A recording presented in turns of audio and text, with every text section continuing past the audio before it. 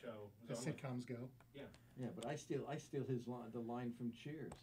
First one. The one where, oh boy. Where everybody knows you're. Nah, we're just setting up here, folks, on YouTube Live. Just transitioning from the last show. I'll get something going in a moment. Yeah, those headphones are fine there. But they buzz here. It's actually not that bad. It's the splitter again. Someone's screwing around with the splitters. Yep. This thing is something special. Let me tell you. Somebody's very special.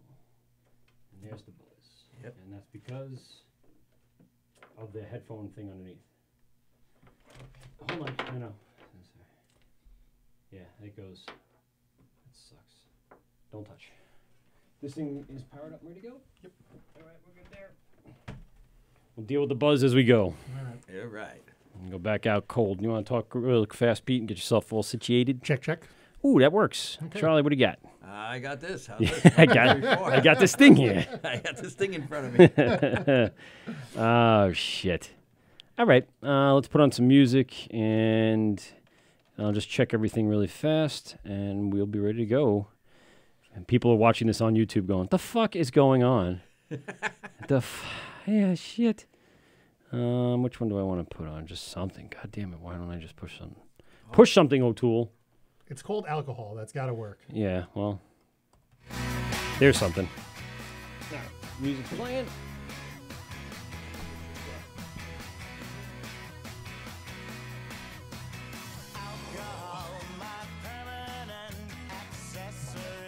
It is what it is.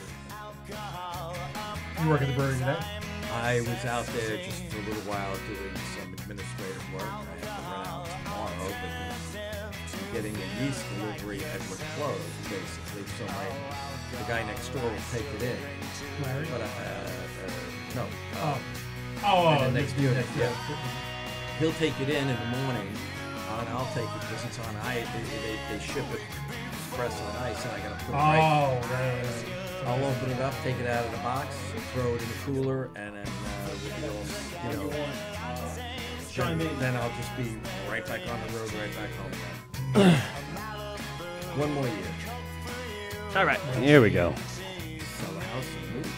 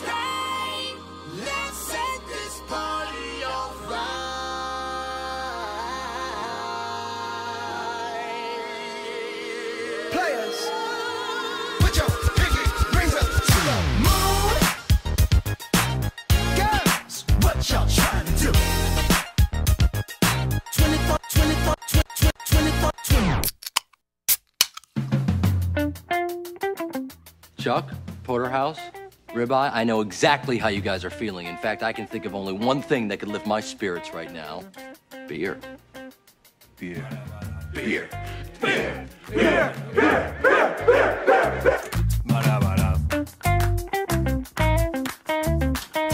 I'll show you how a man drinks beer.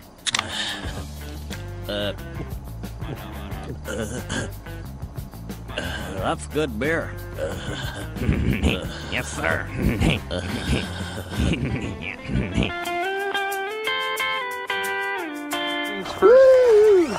More cheers, more beers, man. That's it, that's all. To my right nut, man. See you later, fella. I tell the swamp donkey to sack it before I give her a tonk in a tradesman's entrance and have a lick me yarbles. Wow. You guys are on like a completely different level of swearing over here.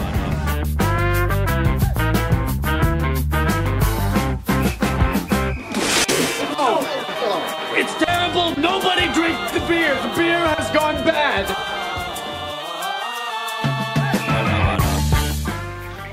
Hey, you want some help with that beer, kid?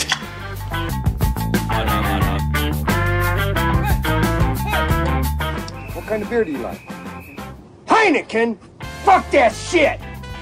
Pabst Blue Ribbon!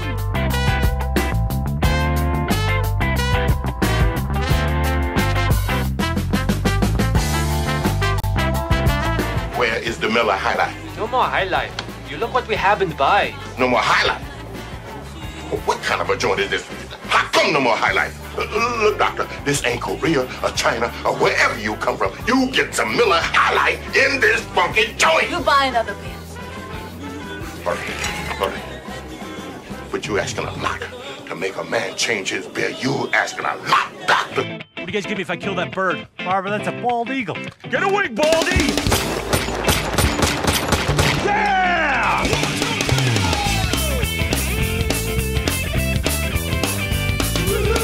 It's the Wort with Mike and Pete, GovsRadio.com.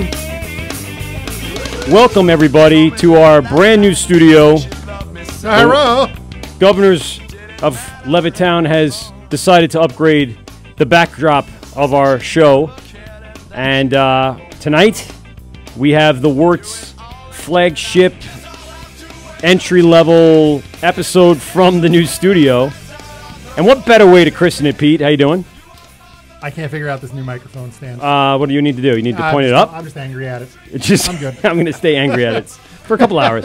What better way to introduce the studio than our friend Charlie from 1940's Brewery? How are you, buddy? I'm doing great, guys. All How you right. doing? I'm Place doing looks great. Good.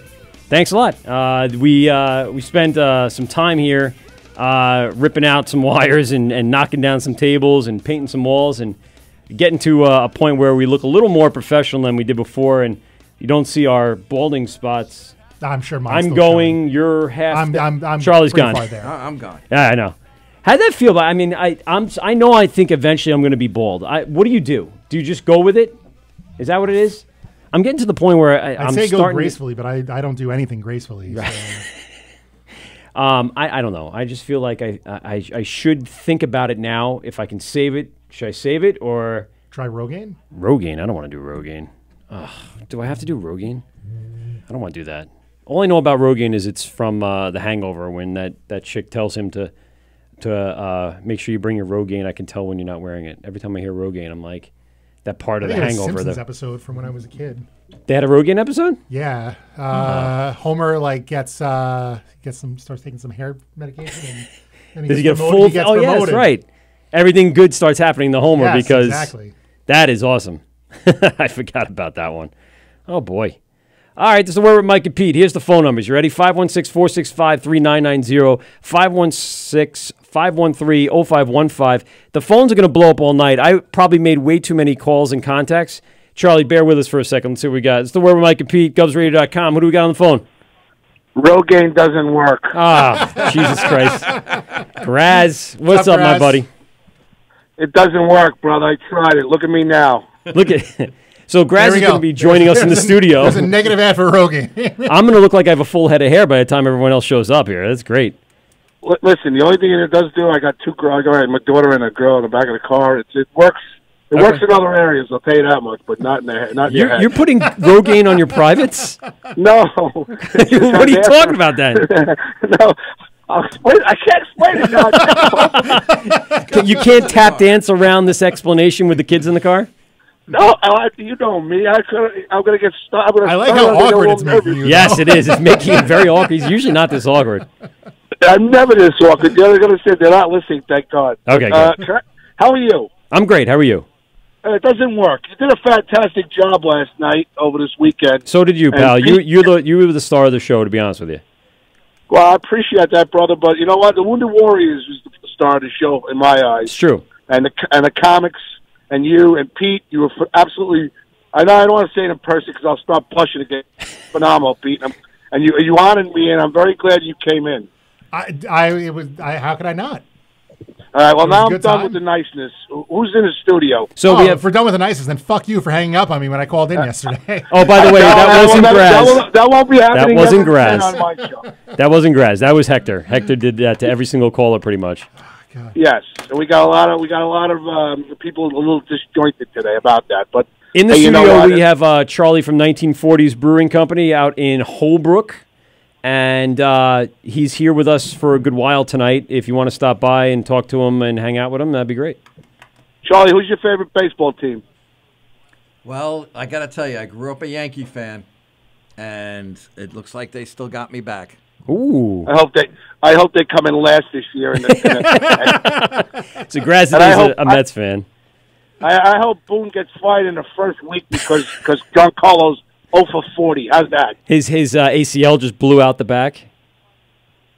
Oh, all right, did good he? question. Oh, yeah. No, I'm saying. Oh, yeah. I would like that. You know what? What? I would even like if maybe Hank Steinbrenner put the team up for sale. Jesus, that's never going to happen in a million years. Don't even think about it. What's your favorite beer that you got? What'd you bring us today there, Don, Dan, Frank? His name's Sorry. Charlie, and we didn't even get to that yet. I didn't even get through sponsors. We just started the show like a whirlwind because we were a couple minutes late. So I didn't even get my normal flow in as I usually do. What did you just say? Exactly. Listen, are you going to come in tonight? No, I am, but I want you to listen. I'm occupying the next 2 minutes. No. I want you to occupy our last few hours. So come in and we'll talk more to you. Because there's a lot of other callers, and I don't want to skip on Charlie here. We got to get some information from him. Wow, Charlie must be a big deal. I'm being He is a big deal. Charlie. He brought beer. He's a big deal. Charlie, Charlie, I'm telling you a couple things right now. You better impress me. You better not be a dud. Oh, no. There's never a dud in here. We don't like duds. Take a look at you. Well, Charlie, where are you sitting? Well, do me a You're favor. right Then don't come in. We don't want to dud the place up. Where's Mike? Really? Where's the Got you on that one. Charlie, where's Mike sitting? To your right or to your left? He's to my right. There's the dud. But Pete's in between, so who are you talking about? I mean, obviously. All right, I'll see you in a little while. Hi, buddy. Bye, Charlie. I like you. See? There you go. Thanks, Graz, for calling in. All right, so let's get through a couple of things before we get to Charlie. This is our second episode of our new season.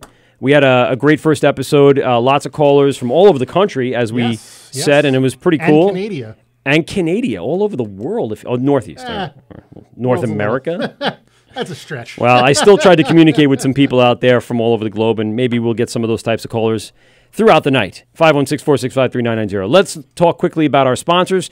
We have two of them as of right now. We're actually quickly approaching having more. Right now, I want to talk about MyBomberJackets.com. MyBomberJackets.com is the best place to find awesome jackets for your 12-ounce, 16-ounce, 22-ounce, and much larger size custom-made bomber jackets. These are can koozies. Pete has his today.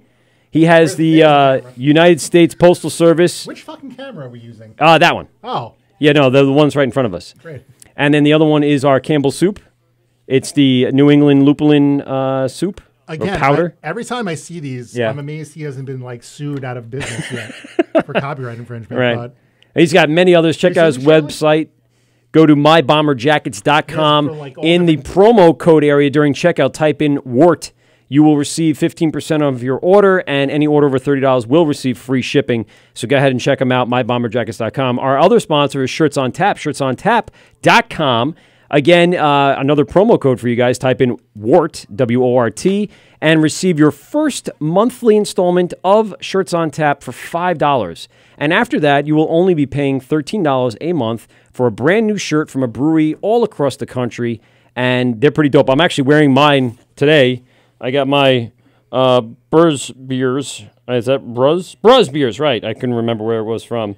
But very cool, and they send you different T-shirts from different breweries all around. Yes, I know it's kind of weird that there's a T-shirt from a brewery you probably have never been to, but it's kind of cool to have a couple of these, and people are like, oh, yeah. I'm like, yeah, I went to Shirts on Tap, and there you go. And the promo code, type in Wort, receive your first shipment for $5.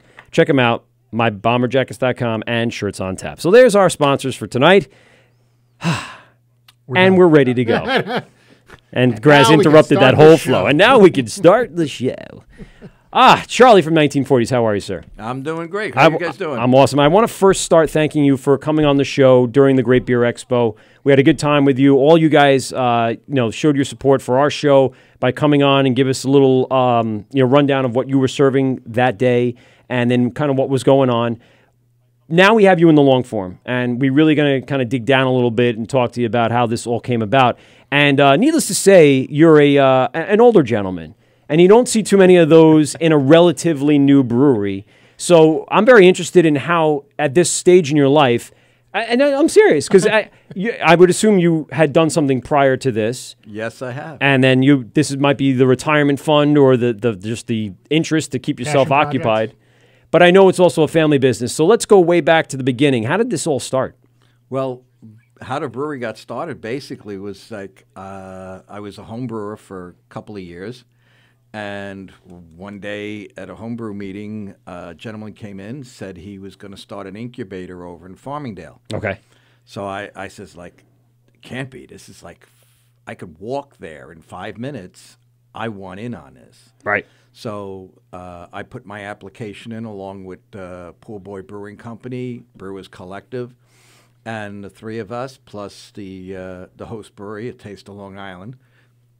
Built out the basement and everything so we could ferment and carbonate downstairs and serve. He allowed us to have a tap or two upstairs in his thing, and we learned how to sell and, get our beer marketed and things like that.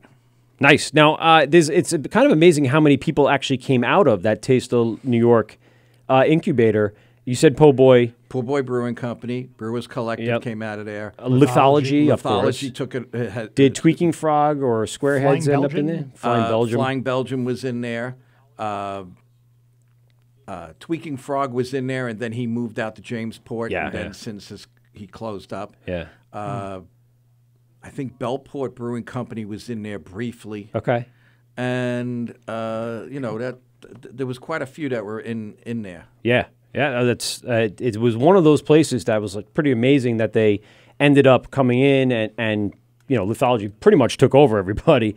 But everyone then was kind of forced to go do what they had to do. No, we weren't forced. What happened is like a lot of us started to leave on our own because we realized we were needing to get bigger. Right. We needed our own space. Okay. So we started to move out. Lithology was the only brewery there because I had announced that I was leaving. Oh, okay. And then the guy that owned the Taste of Long Island, he decided to sell it. He sold the goods to Lithology, and they remodeled the place and made it a very nice tasting room, and serving their stuff and doing their thing. Nice. Have you ever heard of the TV show Brewed in New York? It's a PBS show. I've heard of it. Yeah, so they go around New York State and kind of isolate individual regions and basically, pick out a few breweries in that region, talk about a little of the history of that area, and then explore the brewing process and things like that. So we're anticipating the phone call that just came in, and I put him on hold, Matt, just so you know. He's the host of Brewed in New York on PBS. Just give us a call right back. He said he didn't hear any sound, so maybe I just didn't put him through on program or something. So I'll figure that out when he calls in and see if we can get him going.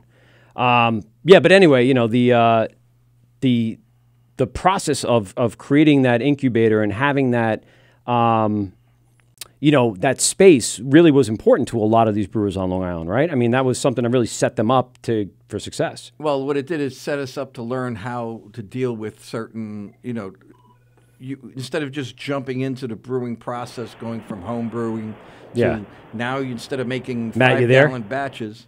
I am. All right, hold on. You're making 3-barrel batches, right? And you have to actually do a business plan. You have to do your paperwork, licensing. Everything gets done there, and it gives you the baby steps. And it definitely helps helps go from home brewing to starting a business. And it definitely helps to be in a group like that too. A bunch of guys all kind of trying to reach a certain goal. As a matter of fact, we're very good friends still today. We support each other. We're actually, the Brewers Collective is doing a Indie Cask Fest. And that's coming up this weekend or next weekend? It's the 16th. Yeah. Oh, okay, 3 weekends. All right, cool. Yeah. On the phone we have Matt, and I'm going to kill your last name, Matt. It's Archambault. I say Archambault, but Archambault, okay. It's a weird one. That's very, very fancy way of saying what I'm reading here. So Matt is the co-host of Brewed in New York, a show airing on PBS. Still to this day, I only picked up on it recently, and that's why we reached out to you to call in. And Matt, you've been going all over New York State and interviewing brewers and getting to know the areas. First, how did this all come about that you became the co-host?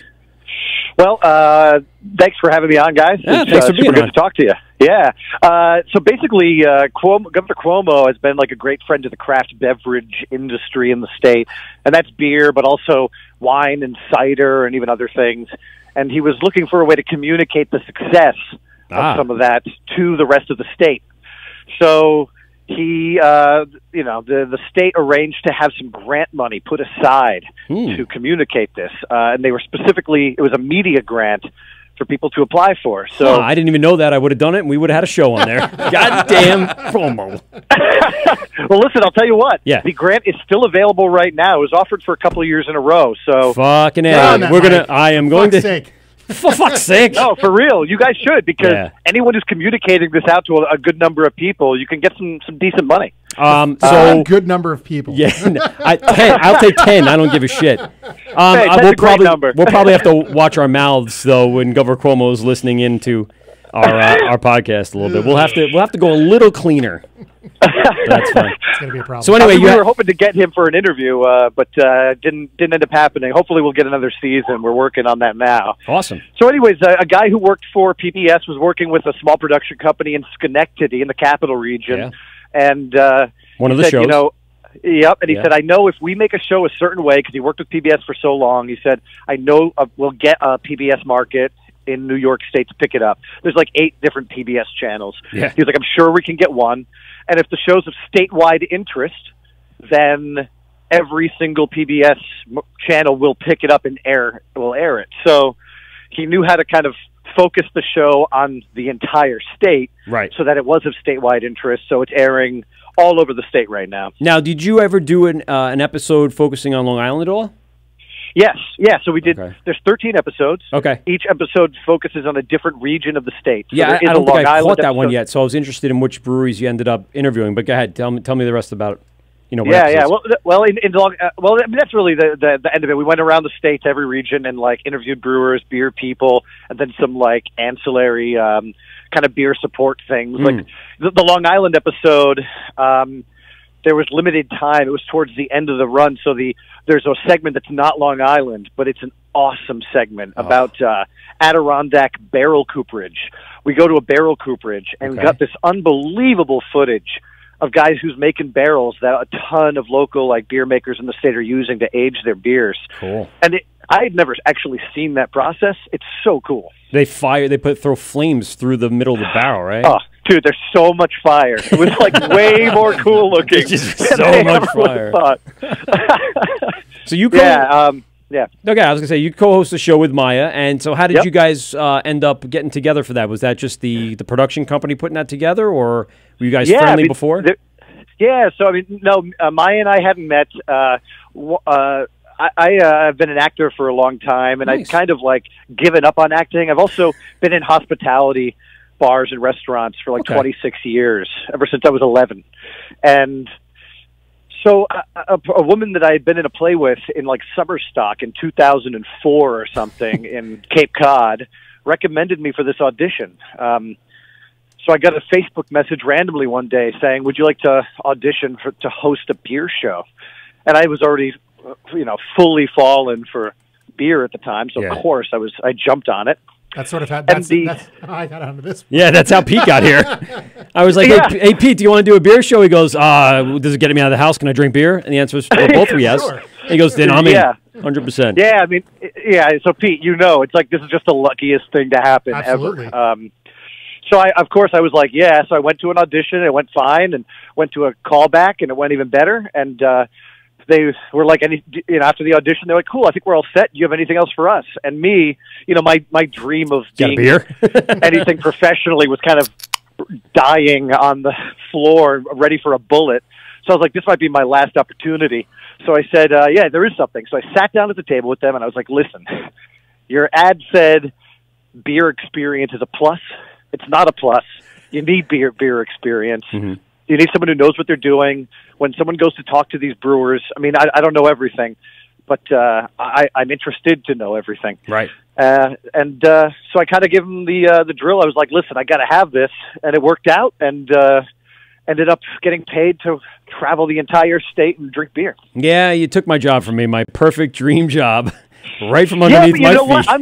I'm jealous of you though because Why? So we were operating on a slim budget, doing this show, and we're very proud of it. But you're like getting together regularly with friends to good point. Talk and do you own your own show, man. Like this is so cool. In the studio today with us, Matt, we have Charlie from the 1940's Brewery right here in Holbrook, New York. Say hello to him. Oh, nice. How you doing, man? Hey, how you doing? We were just going through the interview before when you were calling in and started it, but I wanted to get to you because we have Charlie all night, but we only want to keep you busy for a little bit. Oh, it's all good. I'm sorry I probably interrupted a really good conversation. No, we'll get right back to it. We got him for a while, and we still didn't even crack a beer yet. So trust me, it'll get crazy in a little bit. Nice, dude. So you said you have potentially new episodes coming out. When did the first episode air, and when did the last episode air? So we were picked up really with Rochester. That was the PBS market that picked us up. Okay. So we started airing there first. And every place we're airing in the state was different times, different days, and even different orders of episodes. Okay. So we didn't start airing in the city where I live. I'm standing in Long Island City, Queens right now outside. Hey, you're not that far from us. You're coming on the show one day. Get your butt out here. Come on. I'm totally in. All right, cool. I'll talk to you. So it's right now I think we're 10 episodes deep in the season for the city and Long Island. Okay. Right now in the city, it's Sundays at 7:30 p.m. But basically, if you go to brewedandnewyorkshow.com, you can see the airing dates for every single place in the entire state. Oh, cool. All right. And then the main thing is we're trying to find money to get another season. Everyone's super on board. We have some money committed. We just need to find a couple more advertisers to make it happen again. We'd love to do it again. A PBS problem because they only have certain advertisers associated with the network. So is that some red tape you have to cut through? Yeah, I didn't understand all that fully, but basically we can't straight up advertise in a way, but there's a way that they can be supporters. Okay. So there's some kind of thin line. Yeah, that's cool. So when you come back, and so there's more episodes to be aired or to by the way, record, would you revisit some of the parts of the state, or are you trying to scoot into different areas or start separating certain areas into subsections? Yeah.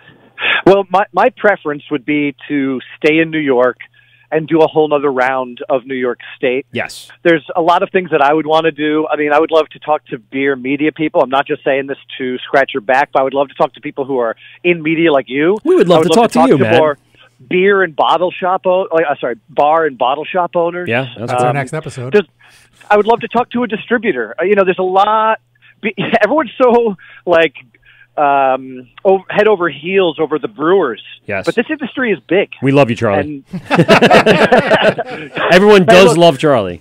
I work for Fifth Hammer Brewing in Long Island City. We're actually here on our late holiday party right now. Do? I stepped out of the Italian restaurant and so I just stepped out to chat with you guys. But my buddy Nick lives over there in I forget what the exact area is, but right by the Clearview, and he loves Fifth Hammer. It's one of his Fifth Hammer is such a sleeper in the city. It's going to blow. One day, the reputation will just finally hit the more people, and people will see what's going on there. It's a really good brewery. Yeah, he goes there quite often. That's pretty cool. So what do you do in respect for them?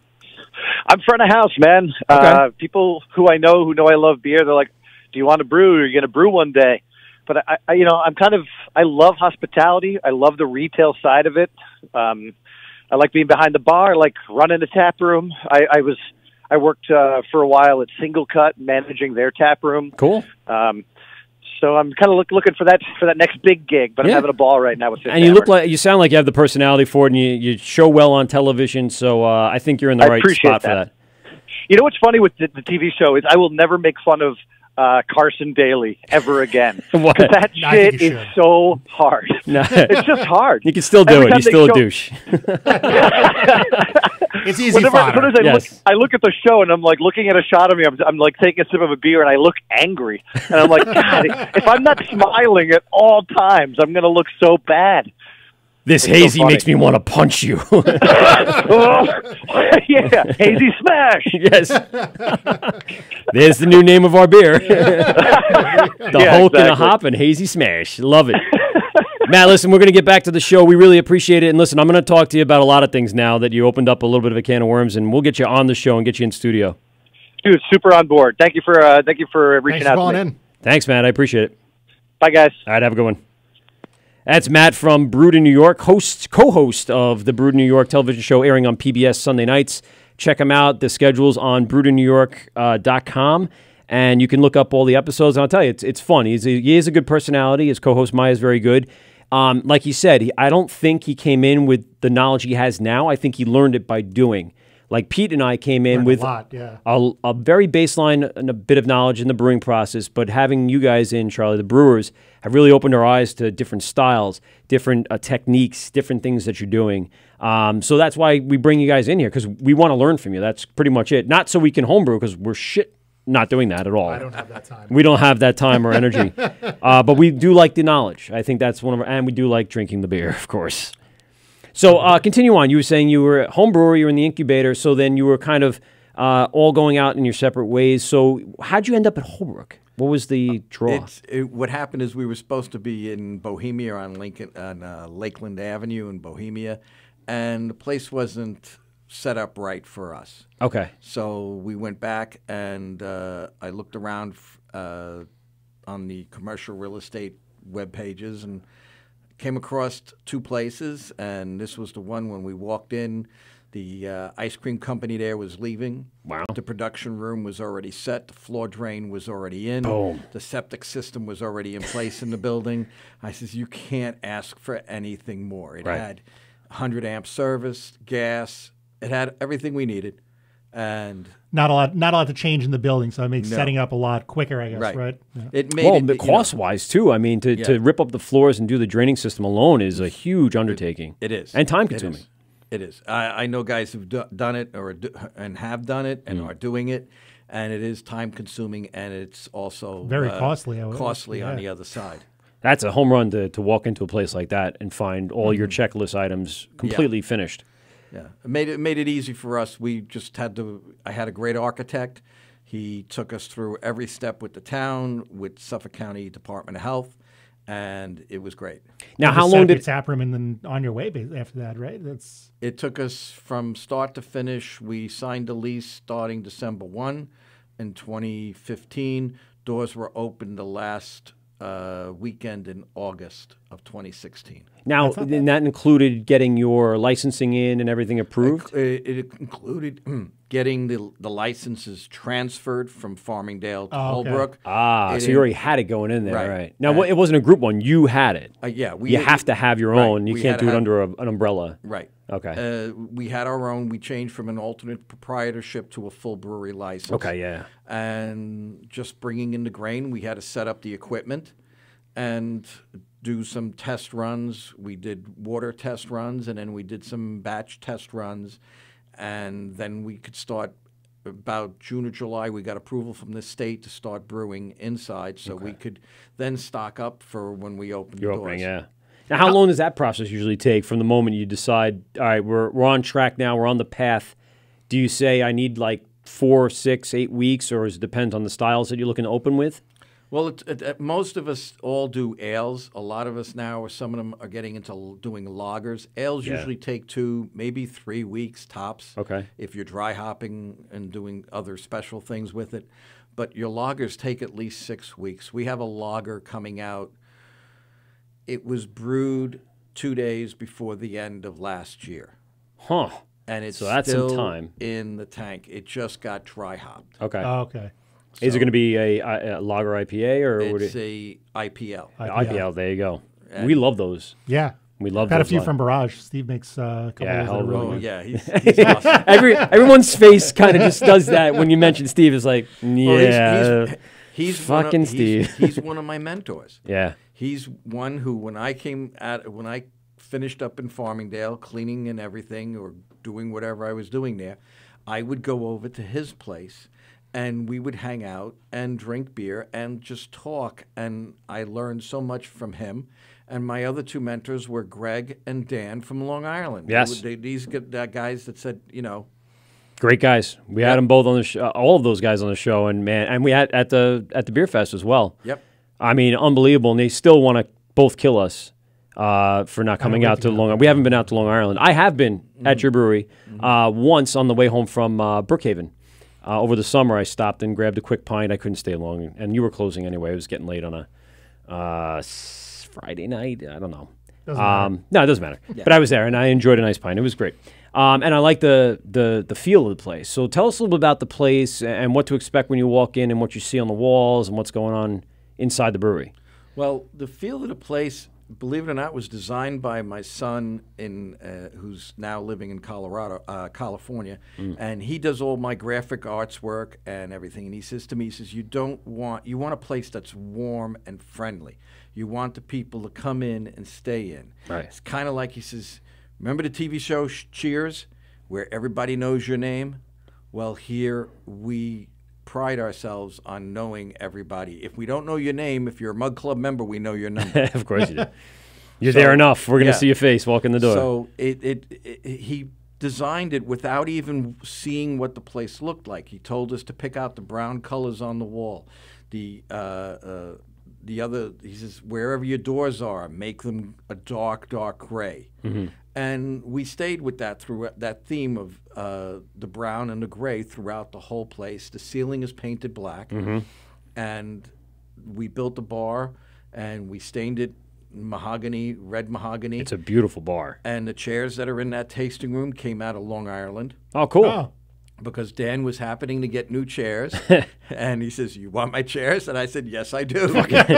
He says, "Free chairs, sure. Let's make a deal." What else you got? You want to throw something else in there? He Sweeten did. the deal? He threw a few other things. There you in. go. Yeah. Nice. But that was all part of it, and it seems that the people that come in, they're still discovering us because we're, everybody goes flying up Lincoln Avenue. Once they cross Vets Highway, they're like on their way to the train station. And you're in a little hub there. You have a bunch of breweries that people can spend a day and hop around at. How has that affected everything in and around the area? I don't know what it's done to the other areas, but the breweries are doing great because we have south of me between I would say Sunrise and Vets Highway, you have Spider Bite. Yep. Who's been there forever. Larry and his wife are killing it, yeah. Yeah. And then across the way is Jamie from St. James Brewing Company. Yeah. And he's doing some great Belgian-style beer. Stuff I would say that would even... You see, Pete's a Belgian guy. Yes. This is something you would like. I don't think we've had one with you, have we? I don't think I brought one in. You have to get... You have a triple. Yes, you did. Yeah. We brought in the triple one night. I had his quad many years ago at Hops and Props when he brought it. Okay. That was delicious. That was something else. Yes. And then you have us, and then on our side, but not on Lincoln, but about 2 streets down on they're on High Street, which is off of Grundy, is Squarehead. They just got themselves open this year. They did, yes, that's right. And they've always been just there, right? Yeah. They've always been around, like you said. They were in Taste of New York at one point. They were always. Oh, no, I'm out still there. thinking of Tweak and Frog. That's what it is. Yeah, they've been there for a number of years. They just had some problems getting all the ducks in a row to get open, and they finally did it, and they got open, and they're producing beer, and everybody's enjoying the idea of coming into Holbrook now, and you have 4 breweries, and you can hit all of those, and then stumble down into Patchogue and get something to eat and enjoy some more craft beer. That's right. Have you been to the new Patchogue Beer Project? I have been in the Patchogue Beer Project before it opened. Of course you have that. You got the special invite. Yes, we got the special invite from Mike. Nice. And we reached out to them. They were interested, so I just didn't know, they just reopened again. Was that a licensing thing? Did you hear what had happened? What had happened? Or a town thing? It was more a building thing. Oh, okay. Had nothing to do with the... Fire Marshal Bill has to come in and make it a beer. Nope. Someone's got to get their taste in the town? Someone's got to get their payoff? Nah, just something stupid. Something stupid with the building, and they got open. I think the next day or 2 days later. It was no problem. All right, so that's easy enough. Not a big deal. The big thing that I'm really questioning is if you were a brewery right now with your licensing into the government, how long do you think you're gonna have to wait for that shit? Are we gonna be able to get it in these 3 weeks here? People gonna be issued licenses these next 3 weeks? Oh, they got a backlog. I know from what they said on the news tonight at the IRS for over a year. Jesus Holy Christ. Yeah. So when you were doing it, I mean, you basically outlined from December to August, it's about a 6 to 8 month period, right? Right, That but you were transferring. Yeah, we were transferring. It took us actually, I think it was 3 or 4 months with the federal, and the state was right on top of us. As soon as we got the federal off to the state, they had us within a few weeks. So you have to submit that to the state, your federal, once you get it. Your federal has to be done first. Okay. Okay. All right. So that's what's really holding everybody up in a sense. There's at least 2 breweries that we're thinking of now, Secatog and 27A, that have their licensing in, and they're just going. They're waiting. They're waiting on the federal government. Yeah. They went back to work, so maybe they'll hear Here's something. something, at least something back. Just saying we have it, we're processing, and we can move it along.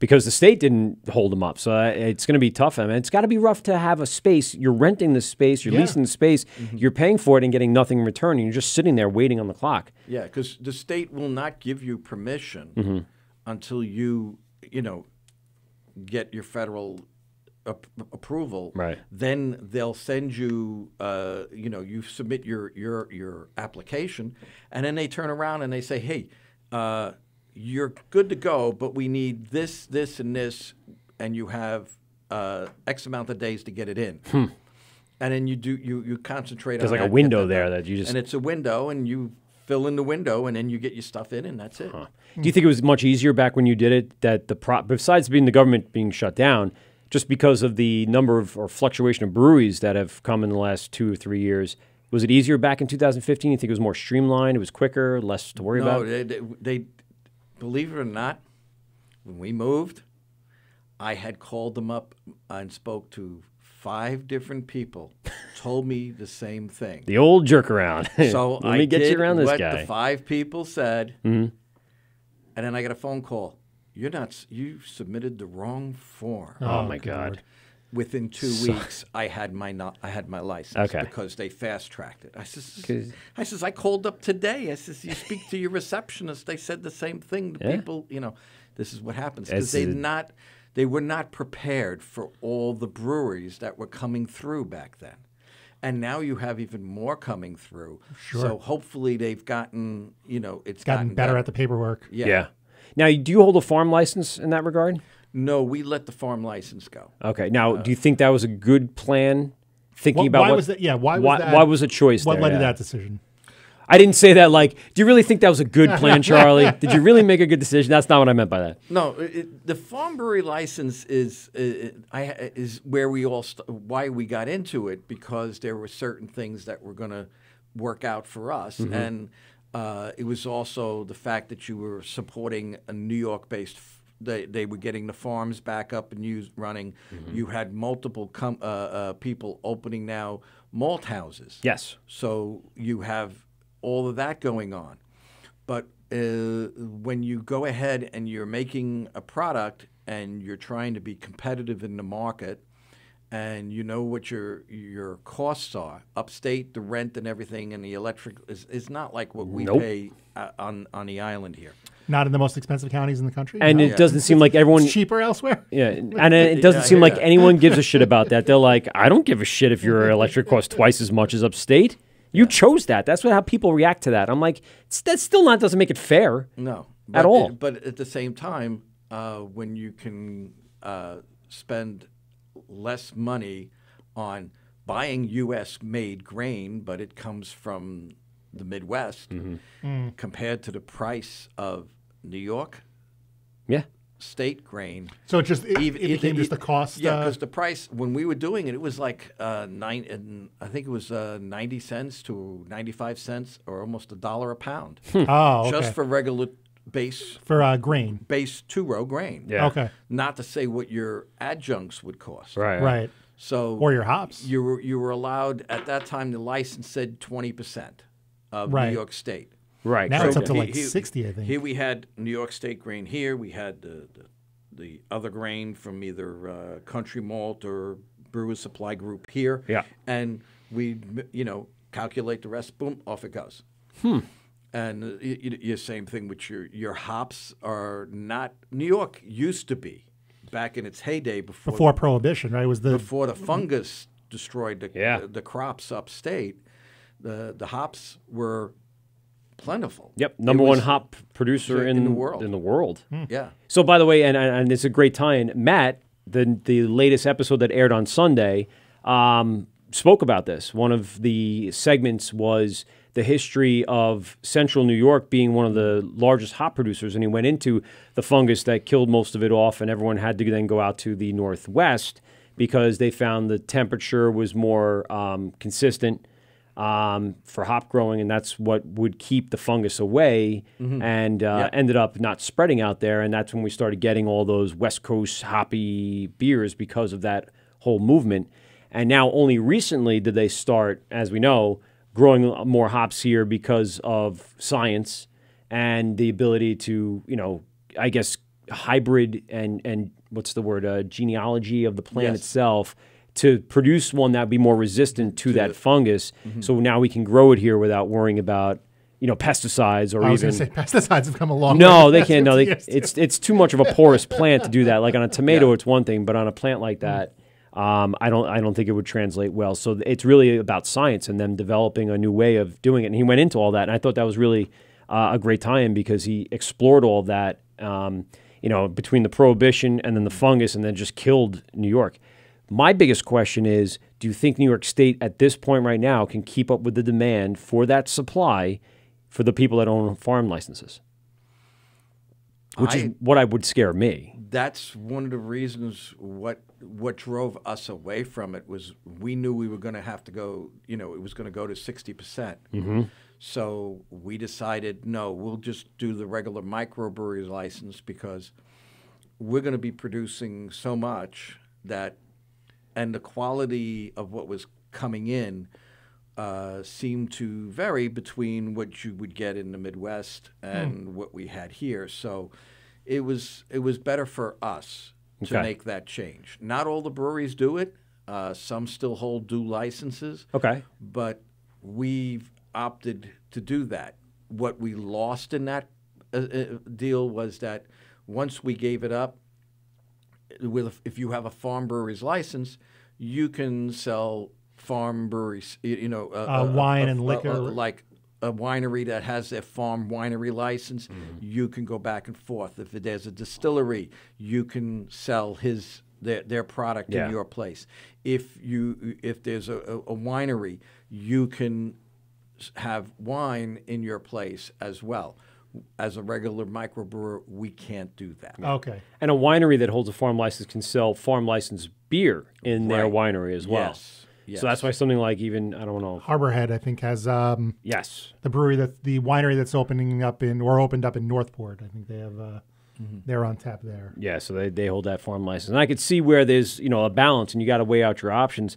I'm actually scared for a lot of the brewers that have farm licenses because from what I see, the production is just not there. We go through these climate changes here that are so drastic, and at times you're relying on the climate to grow your crop that it's going to be hard to stockpile without absorbing a lot of land and then, again, charging a lot more. We're in New York State, so there's going to come a tipping point there, I think. I believe it goes up.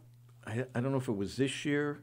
I think it was, yeah. It goes up to 60. 90. 90%? Wow. Yeah, it goes from 20 to 60 to 90. Are the there's an incentive there for the brewer on that license. Is there an incentive on the other side, on the supply side for the farmer? Is there any incentive, any tax for them for supplying to grow hops or grow malt versus carrots? That you would have to speak to somebody in the farm bureau about. Yeah. But from what I have heard from the people who grow some of the grain, that they are paying. At the time when we had the one meeting, somebody who owned farms out in Long Island said, the problem is we normally can get 35 a foot, 35 cents a foot. We got to give them, they won't take it unless it's 25 cents a foot. And I said, well, there's your problem. You're selling it for 25 and the malt house sells it to us for $1 a pound. I says, well, somebody's making money in this deal. Someone's making more money than me. It's not you and it's not us. So, and Jesus. You're kind of like between a rock and a hard place. Yeah. It's I would imagine it's a really tough decision when you have to make it Now, is that during the licensing part to the federal, or is that only to the state where you have to decide, I'm doing farm license? It's the part that goes to the state. Okay, so you can apply to the federal, get that, and then that's the federal license is everybody has to do that throughout the country. Okay. It's your individual state licenses that require you to do different things, and you check off whether you want farm or nano or micro, whatever they decide. Right. Where your terminology fits in. Wow, that's scary. So let's take a quick break. Good time. I don't have to pee, just so you know. That's because we haven't drank anything, and that's why we're taking a break. We had a moment to stretch and crack some beers. And we're going to be right back. This is the Wort with Mike and Pete, GovsRadio.com, 516-465-3990, 516-513-0515. Guys, we'll be right back after this. Govs Radio. This is the Wort on Govs Radio.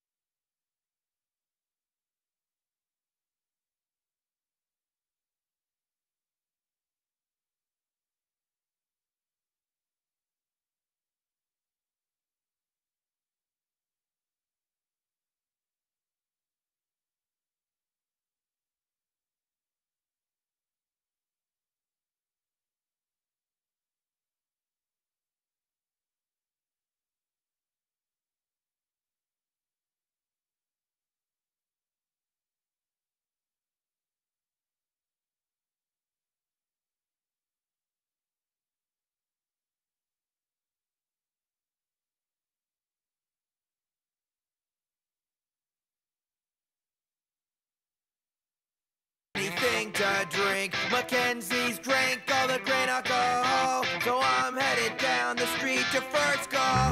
Me and the Bats were staying up late. Kitty and Victor got dropped from the plate, but no one was contented with the Wednesday wassail, so I said it's only 4 short blocks to first call. Not a walk of shame, it's a walk of pride. People go to work while we're getting cockeyed. The sun's coming up, the drinks will go down, so shut the fuck and I'll get the next round. 6 a.m. We'll start all over again. No one applying the brakes. We'll stop the sweats and the shakes. We're gonna eat pickled egg. We're gonna see Toby Jay. We're not gonna let sun light have effect on our fun. It smells like bleach, adult diapers and mold, and everyone around me's over 60 years old. But we're gonna share the next hour or two. We all got each other, nothing better to do. Irish coffee and Irish car bomb. A fat drunk Jew starts singing this song. I take a closer look and the fat guy is me, so I buy him a shot and he buys me back 3. 6 a.m. We'll start all over again. No one applying the brakes. We'll stop the sweats and the shakes. We're gonna eat pickled egg. We're gonna hang with Dave Craig. We're not gonna let sun light up the side when we're done.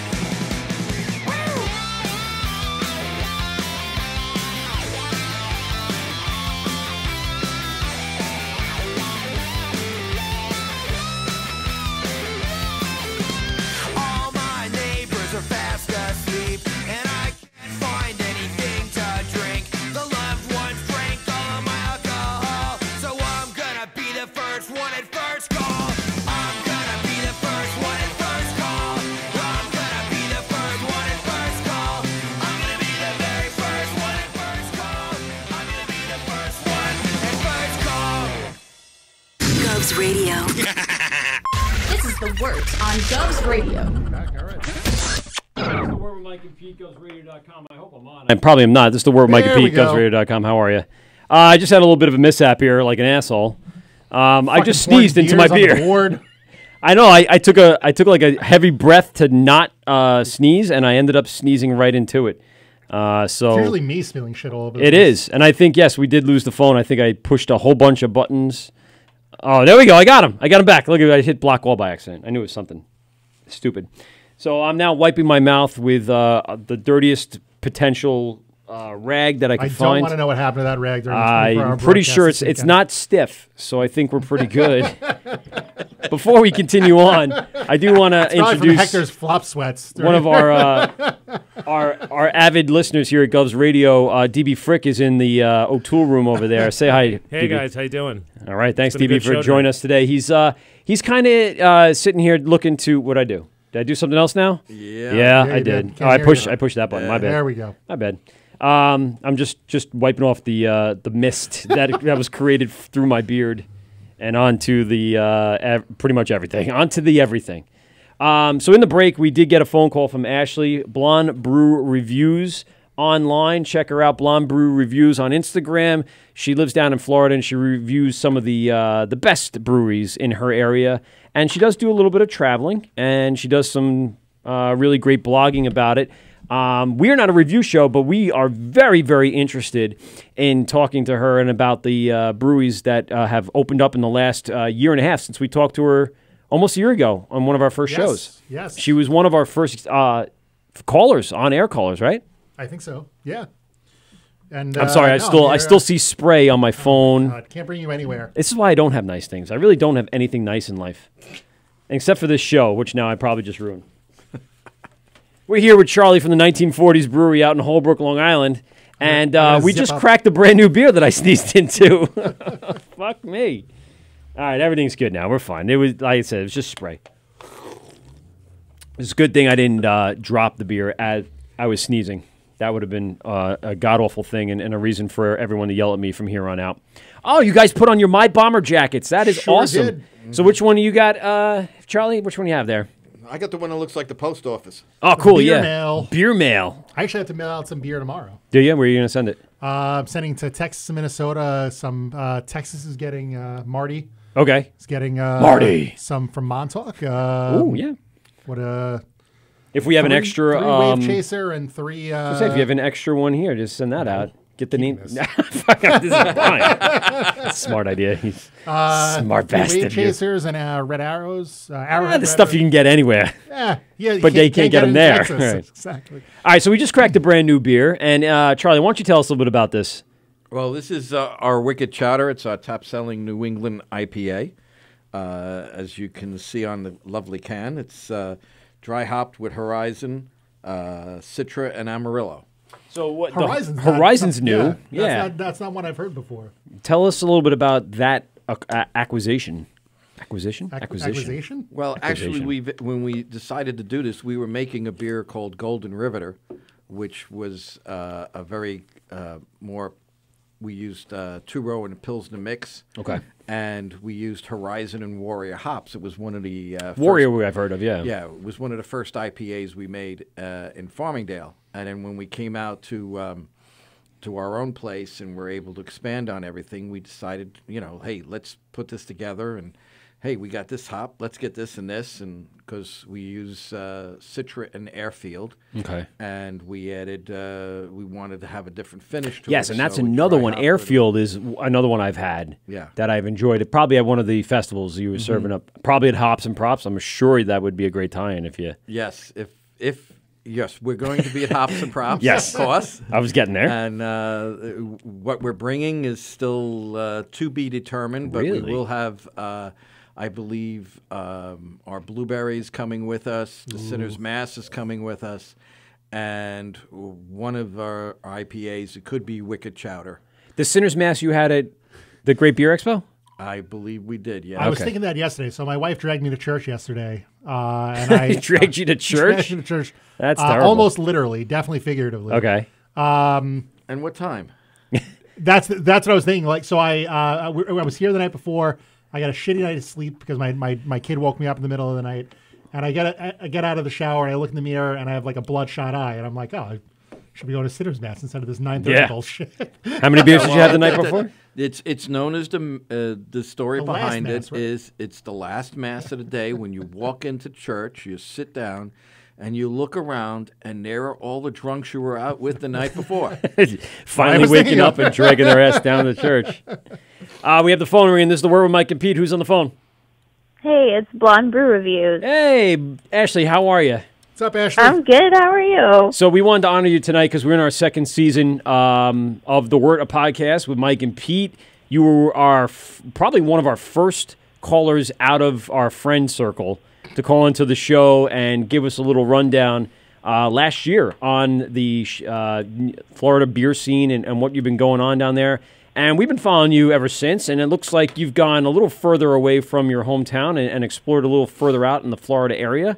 So what has changed in a year? What new breweries are out? What have your tastes gone? What's changed for you?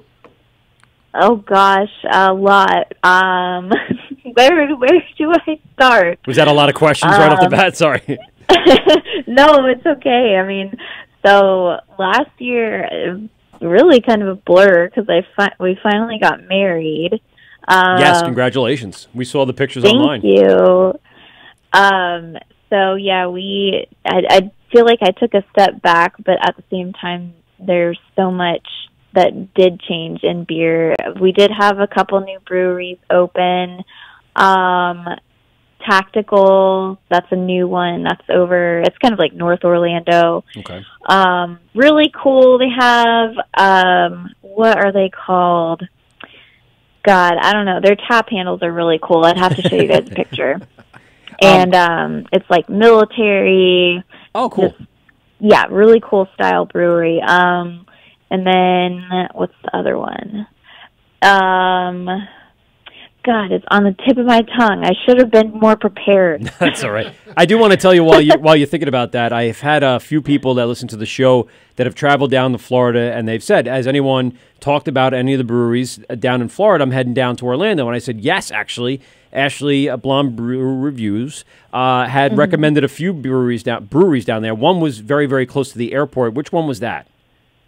Oh, that was Ellipsis. Yes, and Ellipsis, my friend Eric up in Massachusetts, flew down to Orlando and had some time on his business trip. He grabbed an Uber, went over to Ellipsis and enjoyed a few pints, and he said it was a very good brewery, and he enjoyed it very immensely, and thank you for the recommendation.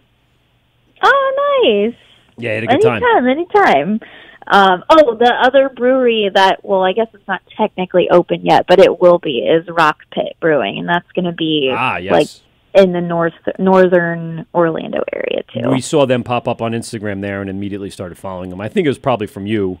Throwing a post up there with a tag, and we ended up going over there. So I'm headed down to the Naples area in 3 weeks. Have you ever ventured down to that area? No, I don't think I actually have. Actually, I'm retiring from life. I'm going to God's waiting room to die, and I would like a few nice beers before I do. Oh my gosh. I know there's a couple down there. But I can't think of their names right now. I always have to look at a map to see where I'm at. That is on the Gulf side, right? Yes, correct. Yeah, okay. I haven't really been over there. I feel like the main spots for beer in Florida are Tampa, Jacksonville, Orlando, and I think Miami is like finally, getting their feet in the water. Nice. But yeah, I guess the only one I can think of over in Naples is Riptide, which I haven't ever had their beer or anything, but that is one that I know of that's over there. Now in the studio today, Ashley, we have Charlie from 1940's Brewery up here in New York. We're drinking a New England IPA called Wicked Chata. And even though we're in New York, it's a very New England reference. And actually, Pete has his My Bomber jackets on that says New England lupulin powder on it. Which she didn't use, but that's fine. I was going to say, I don't think there's any lupulin There's powder. no lupulin powder in this. And why I mentioned Charlie is because he's part of a very large amount of breweries that have opened in the last 5 years. And because of that, New York State has had to acknowledge the increase in breweries, almost so that they've now produced TV shows and media coverage on the expansion of the brewery element here in New York. And they also have a couple of different apps, and I know most people go to like Beer Advocate, and Untapped, and things like that. But New York State has its own app called Think New York, Drink New York, and it actually gives you a map and a drop pin for every brewery in New York. Do you have something like that down in Florida? Is there anything like that you've heard of? Wow. No, we don't have anything specific down here geared towards that. We just kind of have the Central Florida Ale Trail, which I know they're actually about to do some major updating to, and that's, Orlando and the greater Orlando area. And each, like the Treasure Coast has their own thing. I think Tampa has their own little passport. So we all kind of have like maps, but not apps. We're not up there. So yeah, we have the passport system is built into the Think New York, Drink New York. So as you visit a brewery, you can open up your app and you can stamp your passport. And they've since added this year brand new gifts and prizes for those people who have visited all the New York State breweries. You can earn T-shirts and hats and awards and discounts at some of the breweries. So it's a really cool app that you should check out if you're ever in the Northeast area. But just the idea of it, maybe if you're ever bored and you want to develop an app, take a look at the Think New York, Drink New York, and make Still one New for York's Florida. idea. Yeah, still New York's idea, and do one down in Florida. You're going to make a butt ton of money. Couple advertisers on there, and you're set. Yeah. Win the lotto, and you're set too, right? That's a good point. A lot less work. Is it that far unachievable to create an app? I don't know how to do it, so I don't know. You got me. I have no idea. I don't know the first thing. I have tons of great ideas. I just don't know how to get there. You want to hear my brilliant idea when I was 15 years old? It's called the Scoozy. Are you ready? It's a koozie that goes around your cigarettes and holds your lighter. That's when I smoked. Since then I've stopped smoking, but it's called a Scoozy. That's dumb. Do you think my dumb and you should bring it on Shark Tank? Well, yeah. You think it would be great for my bomber jackets? You think I can custom make me a Scoozy? I think you need to make some kind of attachment so that it could go, like, are there like a hood that it's going to go attached to? Or are you going to have like the crazy drink straw? Or like a sidecar to a 12 or 16 ounce regular can, right? And then your cigarettes pop into that area on the outside of it. Velcro them together so they stay together. So now you got your one hand, you're holding your beer, your cigarettes, and your lighter. I wish the confused look I was giving you translated into radio. Into sound that everyone could hear. It is. It's called silence. I told you it's a great idea, but it sucks right now, I guess. Shit. All right. Well, just work on it a little bit more. Oh, yeah. You'll get there. 15. It's 22 years later. Well, no, sorry, much more than that. 24 years later. I still haven't perfected the art, but I'll get there. That's so, awesome. so has anything kind of truly changed tremendously down by you? The beer scene, the laws, or anything like that? Not that I have really been aware of. And no, nothing's changed except for it seems like we are getting a couple more breweries, and I would say craft beer is definitely picking up more than it was even a year ago. Hopefully I've had some part in that in spreading the word and getting people to try different things, but maybe not, but nothing crazy has happened. Okay. And so just the Tactile Brewing has been the one that does it for your lately? Tactical opened, and then Rock Pit's opening, and there's actually one more called Oviedo Brewing. They're not quite open yet, but they will be soon too. Nice. Awesome. And so what's in store for you? Still working at the same place, looking at anything new? What are you up to? Well, actually, this year I have a lot more stuff planned for my website. I think I'm going to finally start up a YouTube channel. Nice. I can help you with that if you need help. Yes, I need lots of help. We're actually streaming live on YouTube right now. You might regret offering that. No, that's all right. But yeah, I'm going to start home brewing a little bit more. Cool, yeah. Oh yeah, we do have a hop farm. I think that was kind of already here last year, but they were in the process of seeing if they could successfully grow hops. Okay. Which it did work out, and I was able to go to their second harvest. Their third one is going to be this coming June or July, I think. Okay. But they're the only hop farm in Orlando, which is really cool. So yeah, Charlie says the first two crops he had there were shit, and you should wait for the third one. Yeah, usually it takes 3 years for them to really develop. To get their final flavoring, yeah. Is there a name, Ashley, that they've named their hop? Because I know like a lot of hop farms want to market it with a name. Did they already name it? Well, they haven't come up with anything unique as far as I know, but when I went, they just had Cascade. Okay. Or what you could grow. Yeah, so they're going to have to take a few rotations and changing the soil. It takes many, many steps. Just like here on Long Island, it takes many steps to find out what you can grow and then see what you can do with it. That's pretty cool, though, having a hop farm locally. Like, when we started seeing popping up here on the east end of Long Island, it was kind of cool. It was like, ooh, look at that. Long Island can grow hops, too. It was pretty amazing. But now Florida, so I would imagine the climate probably has an effect also on the taste profile and the flavoring and the growth cycle and stuff like that. So it'd be interesting to see how they're able to put it all together and see what breweries are picking up that particular hop and see how it tastes. Yeah, I will have to let you guys know because I did pick some up to brew, but I'm actually going on vacation in a couple of weeks, so I haven't had a chance to do anything with them yet, but I did stick them in the freezer right away, so I don't know how it's going to turn out, but hopefully, it'll still taste. It'll be drinkable. Let's put it that way. Yeah, you suspended it in animation right now by putting it in the freezer, so you got time to worry about it until the frostbite gets it and it becomes too bad because you spend too much. You know what I'm talking about? Like you put food in the freezer for too long. Freezer burn on it. I mean, unless it's packaged correctly, I guess vacuum seal would kind of help solve that. But in the end, yes, Vacuum seal was the term I was looking for. Thank you. Pete again with the confused look, like, dude, you're just saying things in a row and hoping for the best thing to happen, the best outcome. Grouping words together. Yes. Words are hard. Words are so hard sometimes. I know all the words. I know the best words.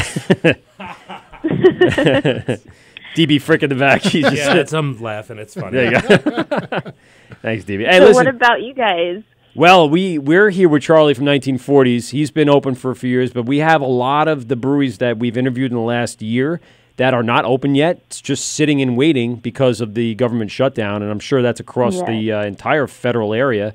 And so everyone that's looking to open up a new brewery is just sitting waiting, man. It's got to be hard. Yeah, for sure. But I'll tell you for sure, Charlie's beer here is absolutely delicious. So much so that if you watched our YouTube feed, you could see me sneeze right into his beer and enjoy every bit of it. It was the it was the weirdest thing I've ever experienced in my life. It's never happened before, and it happened here right in front of the camera. So you can go back on our YouTube feed and go ahead and watch it live because it was awful. That aroma must have been really strong. Oh, you are? Yes. All right, so tell us about that. Charlie said he has a Florida connection, so... We're doing a collaboration with Bangin' Banjo out of Pompano Beach. Ooh. They're actually I have heard of them. They're coming up. They are... Yeah, it is a cool name. The owner and his fiance are getting married on Long Island. Her family is from Long Island, and they have been to our brewery multiple times. They're going to hold part of their ceremony that weekend here. They're coming up... I think it's in March or April. I'm not sure which one it is. We're going to do a collaboration and brew it and everything in our place. And then the beer will be at their wedding at our brewery. And they're going to take it down to their brewery. Nice. How fucking cool would that be to have a beer brewed for your wedding? That's awesome. We're trying to do another one for somebody. If we can get the lager canned before October, somebody's going to have a nice wedding present. Nice. Great. Oh, was that a wink wink? Is one of your sons getting married? No. It's one of my customers just reached out and said, nice. You going to put an Airfield or the 1940s lager in cans? I says, well, we're thinking about it. And, he says, well, could you have it by October for my wedding? I need a few cases for the reception. That's brilliant. So, that's what's going on up here, Ashley. Listen, we really appreciate you calling back in and checking in with us. We're going to hear from you a little more this year. We'll stay in touch. Yeah, definitely. It was nice being here and hearing from you guys again. You too. Thanks a lot. And we'll see you out there on the inner tubes.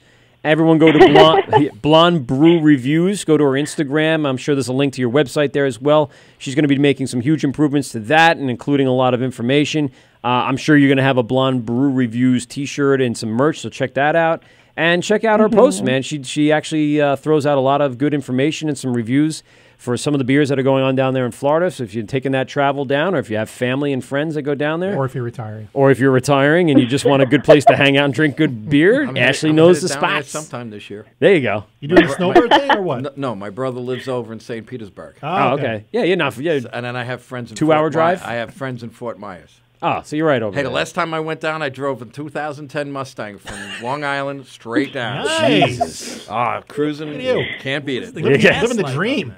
Yeah. Was it a convertible? That'd be awesome. No, it was a coupe. Oh, all right. Still, though. I'll take it. All right, Ashley, thanks so much for calling in. We appreciate it. Nice. You guys have a good night. Thank you. Thanks again.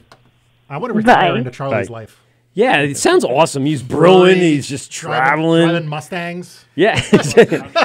Just living life, man. Yeah, what happened is my cousin, who's one of my bartenders, she had a Ford, I think, Fiesta hybrid or something, and ended up in a little fender bender, and the whole car got totaled because everything gets knocked out. They broke of joint, one thing that's too expensive. And too expensive to fix. So her rental car was a Mustang convertible. Okay. She says, I'm thinking about getting one. I says, well, do it. Because I want to drive it. She pulls up with a gunmetal gray, dual turbo, whatever. Oh, the EcoBoost one. This thing starts up and you hear, I go like, oh, my car. So I can take this, right, for a while. That's awesome. I would love to. I drove a Mustang in Vegas When you go out there, you can rent exotic vehicles for I know like that one, yeah. no money. I rented a Porsche. Yeah, I just wanted that super loud freaking Mustang just right through the current the 5-liter V8 they have now sounds fucking fabulous. Yeah, it's just that purr that wakes you up in the morning. Burbling, Oh, just classic. hey, yeah, it does wake me up in the morning. Yeah. Some of my neighbor has. Oh, he has one? It sounds fucking great. They had Corvettes. I almost did. It was that or the Mustang, but I just wanted the loudness factor. The Corvette wasn't as loud. I went silly. We did. I rented a 911 convertible. And just through the desert. Did you Car go to? never fucking afford. Went to right to the Hoover Dam. I took mine to the Hoover Dam because it's just a nice open range drive. I did. Once you get on that highway, it's just all highway until you get to Hoover Dam. I hit It's 100. Nice. Yeah, I hit 100.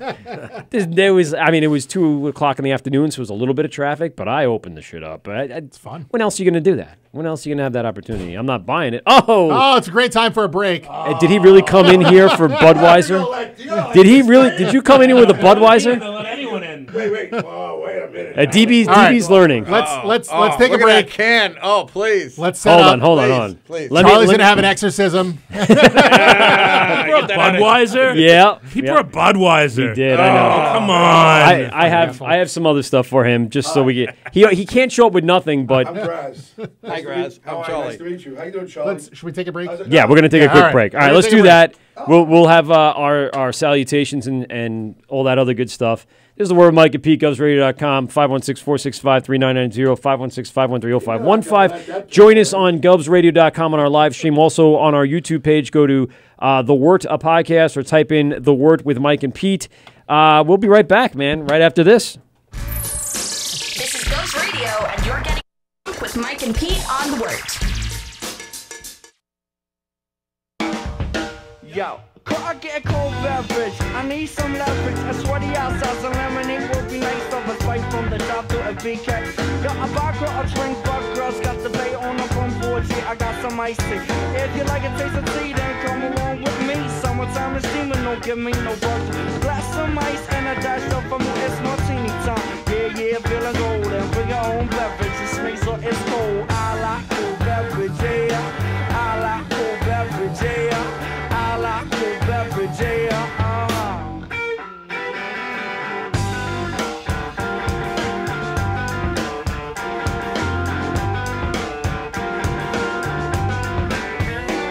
Give me a frosty mug filled with A&W. If you got ice cream to make it a double spoon, shake from the fountain. Real good sounding. Chocolate egg cream, yo, on cherry fountain. Got a chill bar, on shoes and my ride. Waddles to the right, they got beverages. Selling me a hot coffee, then fill it up with ice. Watermelon's like a drink. Please fix me a large slice. Summertime is cool, the heat is getting old. Yeah, I have a beverage, sweet, so it's cold. Cold. Something from the bar.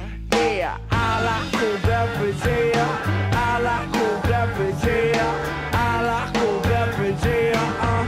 Cause I'm feeling kinda buzzed. Stick it in the fridge, stick it in the fridge, stick it in the fridge, stick it in the fridge. Stick it in the fridge, stick it in the fridge, stick it in the fridge, stick it in the fridge. Go girl, work the cold one. Go girl, work the cold one. What? Go girl, work the cold one.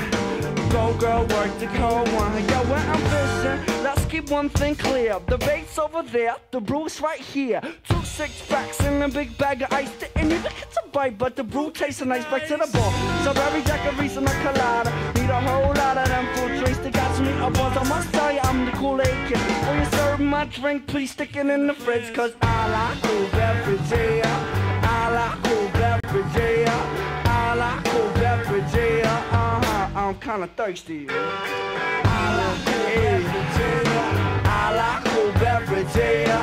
I like cold beverage, yeah.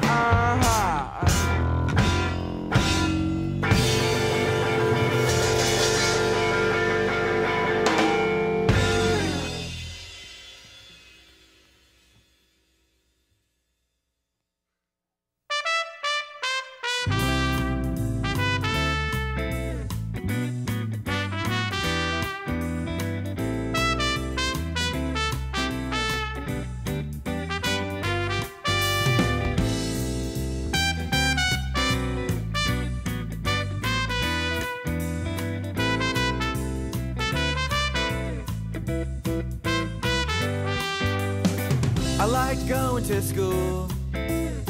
I didn't wanna fool around with drugs, 'cause all of my friends were dropping out. I had to get stuff done, I was in fun. I didn't try pot till I was 21, but now I'm overcompensating. I'd like to see what morning looks like. Don't wanna drink pint after pint. I wanna wake up without feeling sick, but I can't 'cause I'm a drug abusing alcoholic. I can't 'cause I'm a drug abusing alcoholic. I can't 'cause I'm a drug abusing alcoholic. I can't 'cause I'm a drug abusing alcoholic.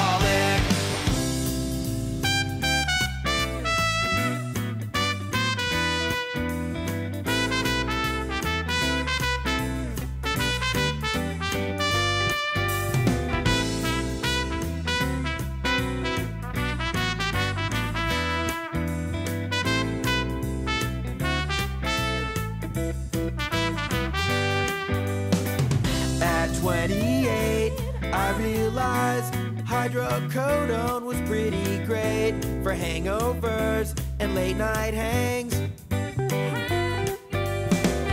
I decided to spend my life having the best of times. It's too bad most of them I'll probably forget.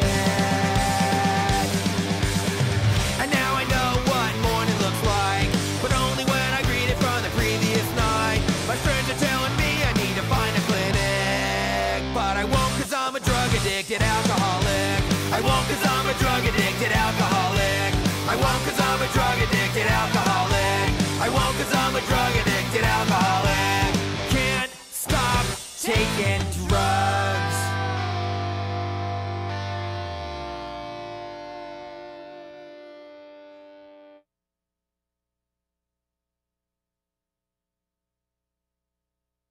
Govs Radio.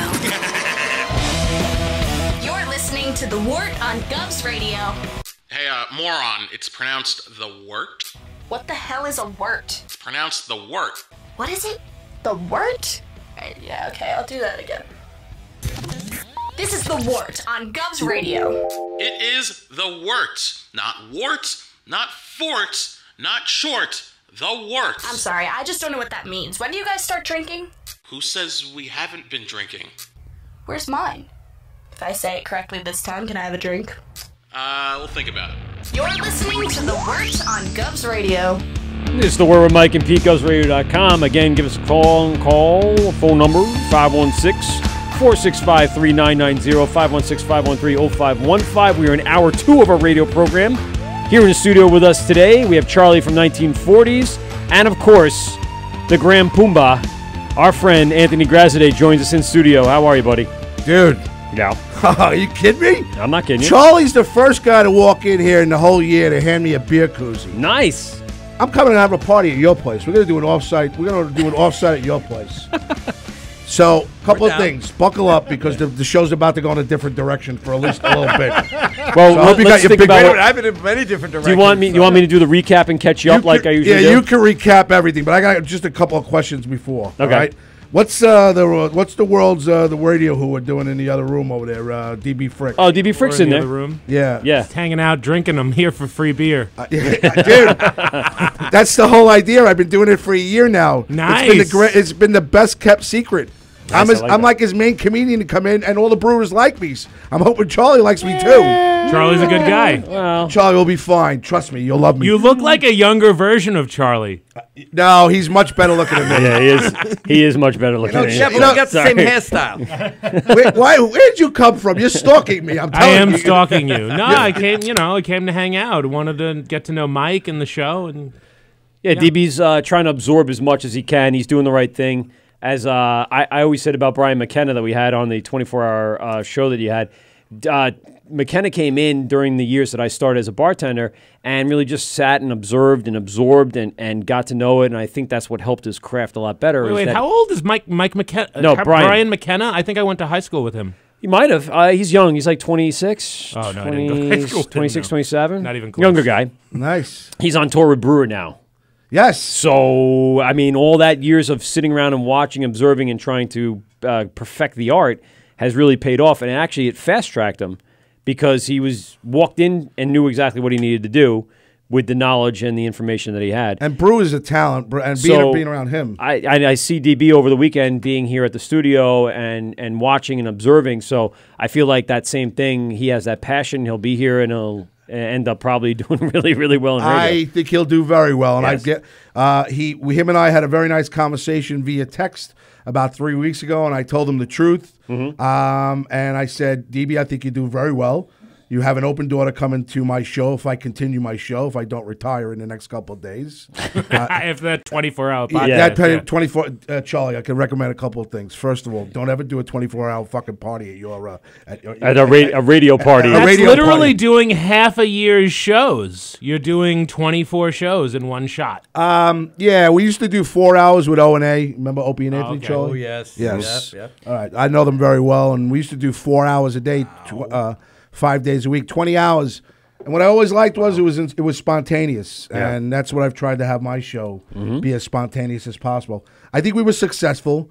I think it needs a rebooting a little bit. We need to reboot. You know what I mean? And we need to take a step back. Yeah, I need to arrange. I need to arrange things a couple of ways. Yeah, and then you go right back at it hard. This studio freaked me out a little bit last night because I've been sitting in the original old tool room. Yeah. And then you come into this thing with the lights on, you're sitting there going, well, after 9 hours, I felt like I had a tan. You did, if I recall. After 12 hours, I wanted to make sure. After 12 hours, I could go. Wait, I could go to another community in Manhattan in the upper area. At 20 hours, I gotta ready? watch what I say, At Charlie. 20 hours, They're watching me. Graz migrated into that room, Yes. Stayed in turned the whole time. all the lights off, and sat in there like a miserable hermit, sitting there He was sucking my getting thumb. so mad at the end. Yeah. So mad. Yeah. I was DB. If you were here at 5:30 In the morning? before the show, 5:30. We started at 6 o'clock Saturday night. If you were here at 5:30, trust me, you would have seen why. No, no one would have known had you not been here at 5:30. No one would have known when you guys started to when you ended that anything happened. Well, you guys, professionals stepped up and did 24 hours straight. You had a lot of great people step in. It's like fucking Rocky IV in here, there, Charlie. I was what was that? That's Dolph Lundgren. I will break you. I will drink that can of coke. I like this. Wait, I want to read this. Can I read this? Yeah, Wicked you Chowder. Wicked Chowder. You got to pronounce it properly. IPA Indian Pale Ale, a 7.2. Perfect. It is. The greatest beer ever. Hop wins second. Here comes 19. Oh, you don't set the gauntlet down for hold on. Steve and Billy. They'll come in here with 5 kegs without even you asking. They'll just walk in. Now, where is your logo and everything? Where's the 1940's Brewery? On the boat. Yes, No, it's on right the there. boat. On the boat, dude. There it is. Yeah, you're right. You'll also notice that bottle is filled all the way to the top when you open it. Yes. You know what? Hold on. I'm going to drink it for the first He got time. you on that one. Charlie, here's to... Wait, you haven't had a sip of this yet? No. Charlie, Oh, here's great. to me meeting you. Cheers, buddy. Here's to my... Wait, I'm not done. Here's my buddy Michael O'Toole for helping me out on a major thing for me. DB, for joining me last night. It was very nice hanging out with you. I'm starting to like We become you a the lot. after party to the I might- 24-hour Wait, show. I'm not done. Okay, and good. to you, Pete, for putting together a damn good show over here because Michael's not the talent you are. Whoa. All right? Oh, cheers.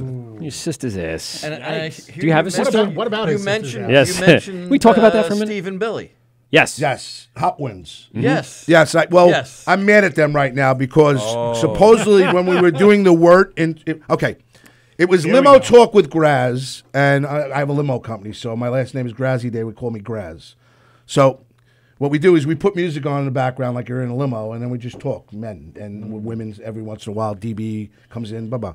So it was limo talk with Graz and Planet Comedy. Mentions the woman, and then it's like, oh, and DB too. He's wearing a scarf. And it was Planet Comedy. Freezing in here. It is It's 25 freezing. degrees. It's My feet Planet are freezing. Comedy, which is a gentleman friend of mine, Hector Louise. And it was we combined it, and we had a 24-hour marathon charity for, it was originally supposed to be Boots on the Ground, New York. It was originally supposed to be Boots on the Ground. Well, it was really supposed to be Boots on the Ground, NY. Yes. But it ended up being Boots on the Ground on the internet, which is another Boots on the Ground in Tennessee. And Jacksonville. And the money goes overseas. Right. So I raised for those guys, which I didn't end up not want to raise, about $650. Right. Then I hear from a couple of buddies of mine on the internet that they made about $125 worth of donations for Boots on the Ground NY, which is a local one here. Yes. But they're doing a restructuring, and he didn't want to take my money, and he didn't want to even speak to me over 2 months. So I was like, you know what? And my buddy Hector Lees that night goes out, boom, boom, boom, and we get Wounded Warriors Project. And so far, with commitments of money, I've got $1,350 in my house. I think I spent $5 on a way home. I think I got myself a beer and just sat. I had to sit in the room. You got these Budweiser cans? Yeah, I think I got something. There you go. Oh, there it is. You can drink that. That's for you, brother. That is for you. And You have to stay in that room if you're drinking that. Yes. We cannot even smell it from here. He just totally put me off my game. What was I saying? Where was I at? Boots on the ground. All right. Boots on the ground. So Boots on the ground, and we end up getting Wounded Warriors Project. So right now, I've got $1,350 in my kitchen, but I've also got another $500 from corporate people committed that I have not even hit yit that I have to now write a letter to. And a bunch of stuff online, too. Yeah, a lot of people donated online. Yeah, and a lot of as well. people donate online. Yeah, so it's good. I mean, it was a hell of an event, 24 hours, right out of the studio. They had live music. They had comedians. We had everybody. Yeah, came I got through. Kevin James walked by. Yeah, Kevin James walked by. I had a chance to get Kevin James. I didn't push it. I would have pushed it. Nah, you didn't want to. Nah, you didn't want to. But I didn't want to push it. it. Didn't. But then I got McKenna, which is Michael's friend, which I happen to like. Yeah. Who's an up and coming. He works with Brewer, who in my eyes is the upper echelon comedians. Besides DB Frick, and you know what I'm saying, and sorry, DB, and myself, Charlie. Yes, I'm of not course, even and a you. comedian yet. Right in that same I have category. a comedian in my family. Do you? Oh. Who? Yeah, my daughter. Oh yeah, we talked Bring her- about that. Oh, excuse me. Bring it to a real show. You didn't let me recap. You didn't let me recap the. I'm not done. I'm sorry. We'll get to that. I didn't recap the show so far. So I ended up having Tim Gage, who is one of my favorites, and I have two young boys, Matt Archambault and Mike Nicolia, who'll come and hang, and a girl named Kristen Tinsley and Teresa Farrell, and those girls brought me everybody else. And we should get your daughter to call into Limo Talk on the next episode. That'd be perfect way to get it started. And she'll like me. I'm a good person. It's all. I'm not as dirty. I'm not dirty like the Dan Romano show on Wednesday nights. Fucking. Well, she's Did Hector get Me Too yet, or what? Did he say he get Me Too? Listen, I'm coming here for the Wounded Warriors Project continuation week to hit up people for money. I'm going to tell Charlie to give me $5 maybe if he feels like it. Don't hit up Charlie now. I'm not I'm racketeering. I know. We didn't bring him in for you. No. So and I got a couple people to get. So I think about $2,000 for them. So what is that? That's great. About $3,300. In the end, that's a great amount of money. I think it's. And for your efforts. It was a spur of the moment. I was in my car. I said, let's do something different. And then Hector goes, let's do it for charity. I got a better idea. Go ahead. Next time you do it. Sure. Bring it out to the brewery. Okay. Set up in my spare tasting room. Okay. Yes, and do it live from there. And we will promote the whole darn thing. I would be very honored, and that would be very cool because listen. The people here. If you haven't walked into my how about place, you don't do that, and how about the beer show does that from the brewery? You know what? You lose. He offered it to me. I know he did. But here's what I'll do. We'll make it Limo Talk / The Wort with Mike and Pete. There you go. The next offsite. I can do that. Yes. But when you walk into place, sure. Look at that, see, as soon as you walk in the tasting room, the first thing you'll see when you walk in, open the door, the American flag is hanging up. Over by the bar is the American flag with the red stripe. In the open room where the restroom is a wooden American flag done in black with a blue stripe. Can I get you? You will see all the services from Arizona Border Patrol, nice, U.S. Coast Guard, and all the police and volunteer fire departments. I better come If empty. they've I better been to come my empty place, pocket. They bring a badge. And we hang it up. Nice. Really? Yeah, if you ever been to the brewery and if you've seen pictures. We actually have an autographed helmet from the Holbrook Fire Department. Nice. And we're adding the one that was donated from the Fire Island Pine Barrens. Yes, I remember we talked about that at the Great Beer. That's really very cool. Is there a possibility, the spontaneous radio, us making a phone call to someone on air? Yeah. Okay. Would you like to put do you have tap? Do you have tap beer out of this, or is it just cans? Or would you like to?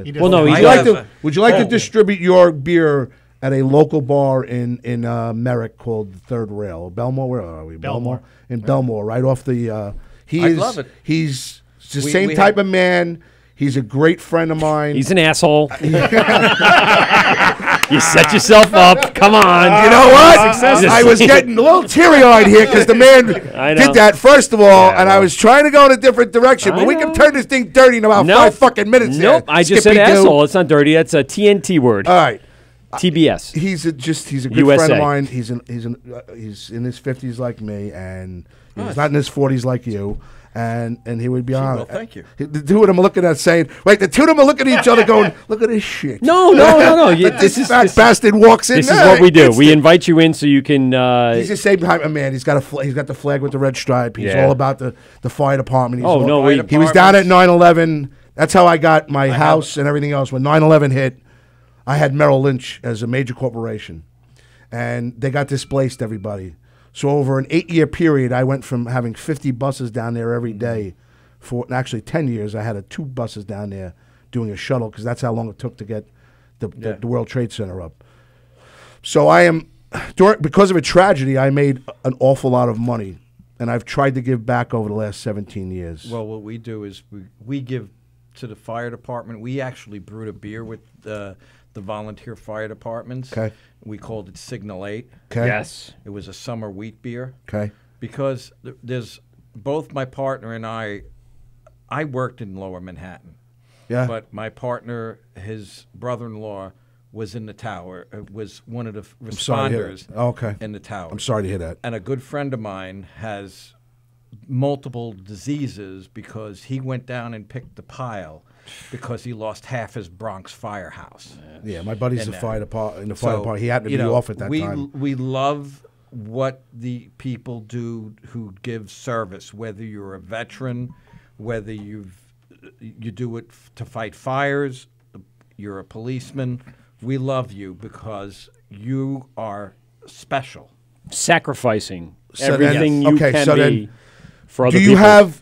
Oh, you want? I know. I didn't really listen. I apologize. Yes, a multitude of draft beer. You have draft beer. All right. I would like you to put a draft beer in Belmore at the third rail, if you don't mind. It would be my honor, and I will make sure that I push it on my end, and that we keep it there and it rock and roll because of the Wort. Whatever he would like. It's called the Wort with Mike and Pete. So have you ever seen the tap handle? Yeah, well, have you ever seen the Local to Locals branding? Yes. That they have the little square that goes just below the full tap handle. So Pete and I know the guy who's behind all of that. Yeah, we had him on the show. Andrew is a great friend of the show, ex-Hicksville beer distributor. Yep. He's going to come in one day when he starts being less busy than coming out with issue number 6 of would they just do the I like Charlie. I like Charlie. He's going to be good for the radio. He's multitasking on the air. Is like that what you me. said? Don't worry. You got to do it all. Just don't worry about that. No. They don't like us on there. He knows anyway. radio.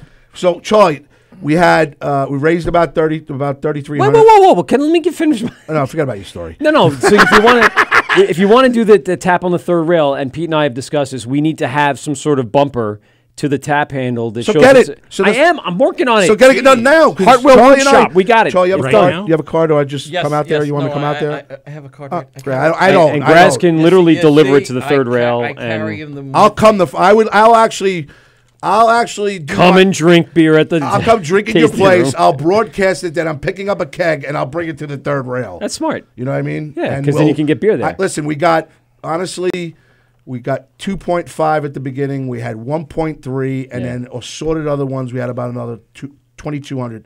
So I think we had about 6,000 views. Wow. Yeah, it's good. Wow. So, the exposure is great. So the exposure was fantastic. I was on the edge of retiring and getting the hell out of here because I didn't like this. But out of respect for him. No. Shut up. Me. Shut you don't have any respect for me. For respect. Zero respect for me. I have very much respect for him. He's been nothing but great to me. And for what the bosses allowed me to do here, and it was on the cuff, they said, don't worry about it. Do what you got to do. It's amazing. And I was on the outs at the That was their I was on the donation, by outs the way. about 4 months ago, but, I've learned, I grew up a little bit, slightly, not too much. How old's your daughter, by the way? She's married? Got kids? What's the story? I'm asking. No, she's young. She's living at home. Oh, okay. There you go. I'm married, couple of kids. See, I have 4 kids. So I have 4 kids too. How old is your oldest? You just said a couple of kids. I got 4. You said a couple, and then you went to 4. What's that? A couple with one, a couple with another. I forgot the feet. Listen, on the way here, I forgot. My wife calls me. She goes, "Where are you going?" I'm going. I'm going on the Wort with Mike and Pete. She goes, "Seriously? Why?" I go, honestly, or you want me to lie? She goes, no, you know what? Why don't you lie? I go, I go. Then I love you, honey. I'll see you later. She goes, I go, Michael needs me to move a couple of things in the other room. And That he is needs, true. He I do need some help tonight. And she goes, you are so full of crap. So then she tells me, well, listen, Melissa, we're going to actually use him tonight, and he's going to actually only got move me some till shit. you only got me till 10:40. Fucking balls. Let's wrap this up. Yeah, right? You only got me till 10. Nice, I got to be on the road, so I know. So because of the I run a good business, but I'll segue because of the 24-hour marathon. I forgot to do one thing. One of the ladies who uses me all these years didn't get picked up, but she called somebody else, and I text her. I go, I am so sorry. She goes, you've been driving me home for 9 years. She goes, you're entitled to a little mistake every once in a while. She goes, but it was for a good cause. So that was, Yeah, that's what That it was is. nice. She actually acknowledged it, which was kind of cool. Yeah. Yeah. No, it's empty. It's fine. You got good beer, brother. I'm going to cover your face. Is that okay? That's preferable. I forget what I talked. See what the problem is? There you go, Pete. You're literally I'm so like- exhausted. I've forgotten what I've talked about. So You were talking about asking me about my kids' ages. Oh yeah. I have 4 Come years. on. Still works. See, you're still what? Mine It don't. still Dude, I'm telling you, it's these lights. Yeah, It's okay. like, it's like some kind of fucking alien. It's like an alien thing where it's pulling out everything. 3 times last night I went like this. I go, what was I saying? I can't. I swear to God, you got to turn them the fuck off. I want to turn it this way. All right. So I'm married with 4 children too. My oldest is 21. My youngest is 6. And yours? And I have a 14 My and oldest 11. is 37. Oh God! Out of the My house. youngest is 25. You still can't get rid of them, huh? No, actually, I only have one living at home. One's in California. One's up in Albany. Yeah. And the other one lives in Hicksville. Who do you like the best? He beat me to it. now. You see, hold on. don't get that Hold on a minute. Mike, shut his mic off. No, I got it. I was actually. What is he doing? He's taking my jokes That's already. all right. That's good. DB Frick, the radio. Oh, and now the joke stealer. Good job, DB. You're on the same wavelength. Who's Sorry. There's no best one here. Yeah, that's smart. You don't want to King Solomon them all. Listen, whatever we can do to better her comic career, I'm all for that. Yep. I'm doing a live off-site in a little room probably in April. She's performed at a bunch of really great places. I don't know how I'm going to do it. There are probably about 20 comedians I've gotten to like and gotten to know. So I've got to go from the ones that, like DB would be with me, Nicole Yaraval, these other people. yeah. So I would love for you to do it. Well, she's done about 3 or 4 shows, including Dangerfields. Okay. She's So done. she's legit? She's done legit. She's worked with some of the top comics down in the city. And What's her name? Anne Marie Becker. Is she on Instagram?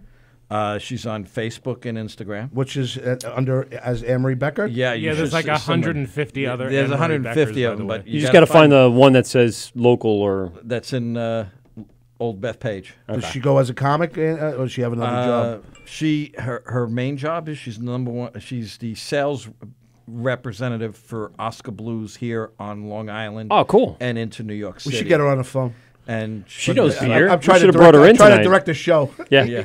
No, well, I'm not going to do that now. I'm I got things to do. So don't listen. He's going to ask. He's going to ask you about. I can't take this. No, you can't. He's going to ask was you. He's going to ask you what's the volume of one of your the brown beers. Nope. That's a stout. Not gonna do that you ferment in one of those cans. Nope, not going to do any of that. That was all gibberish. Yeah, And, that You're was just close. cans and stuff that you said off. We don't ferment in the can. There you go. Unless you call the can the big fermenter. I'm very which is- raw to this. Yeah. I'm just like the tastes. I can tell you that. That's a fantastic beer. It is. Thank you. It's delicious. Oh, actually. 100%. So What else? delicious. What else? How many do you have? How many brands? We have right now 14 different beers on tap.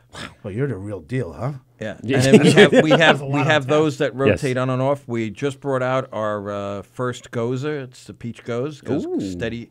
It goes down easy. It's called.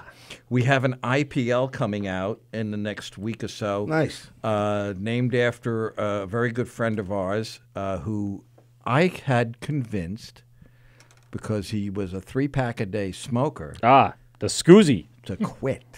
Good. Really? He's been clean for 6 months. Everybody tells him he smells better. Yes. He looks better. Breath got is better breath there, Charlie. Right? And then next thing you know, he worked with my son. They put together a recipe. They brewed the beer. and it's coming out. It's called Not So Sharp. It's an India Pale Lager, and he got the chance to dry hop it Saturday night. He was all excited. So. Which whatever one that you want to push that you really like even maybe a free agent one in the corner that you might want to push that hasn't been really good lately. Out of all of them, no. They're all good, right? They're all good. Okay.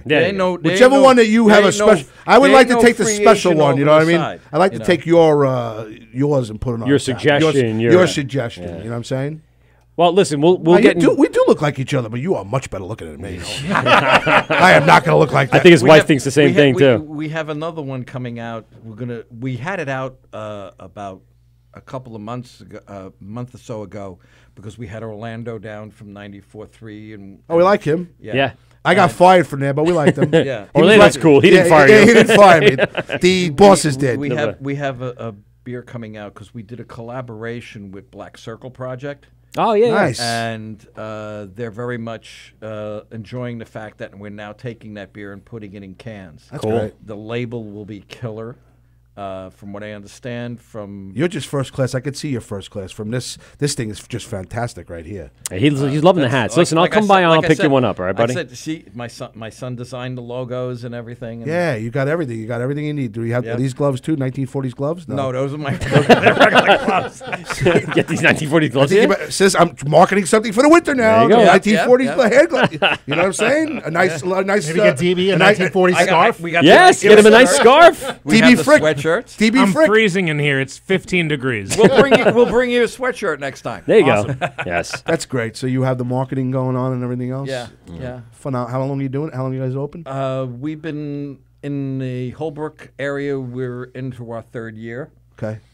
And then. It says 2013 on the can. We were established in 2013, licensed in 2014. These guys sit there and examine. Oh, look at the boat in the corner. It's a fucking beer show. Of course, I'm examining. I know, but you don't have to examine a fucking can. They just want to know it's a 1940s brewing company. That's part of it. Don't lower me. Everyone loves Don't you lower me. Screaming again. Come on, I'll lift this thing up. Listen, I saw somebody. I'll flip this motherfucker. I'll flip this mother in about 2 seconds. Charlie, I'll take a little more than 2 seconds. Charlie and I'll be going to 1940s. What time do you close tonight, Charlie? No, he's not open tonight. That's why he's here with us. We're open from 4 to 9 tonight. Tonight? Really? Well, it's closed now. It's 10 o'clock. Hey, DB, the show's gone a little bit of direction, right? A little bit, a little oomph. Yeah, it's 10 o'clock, so it's almost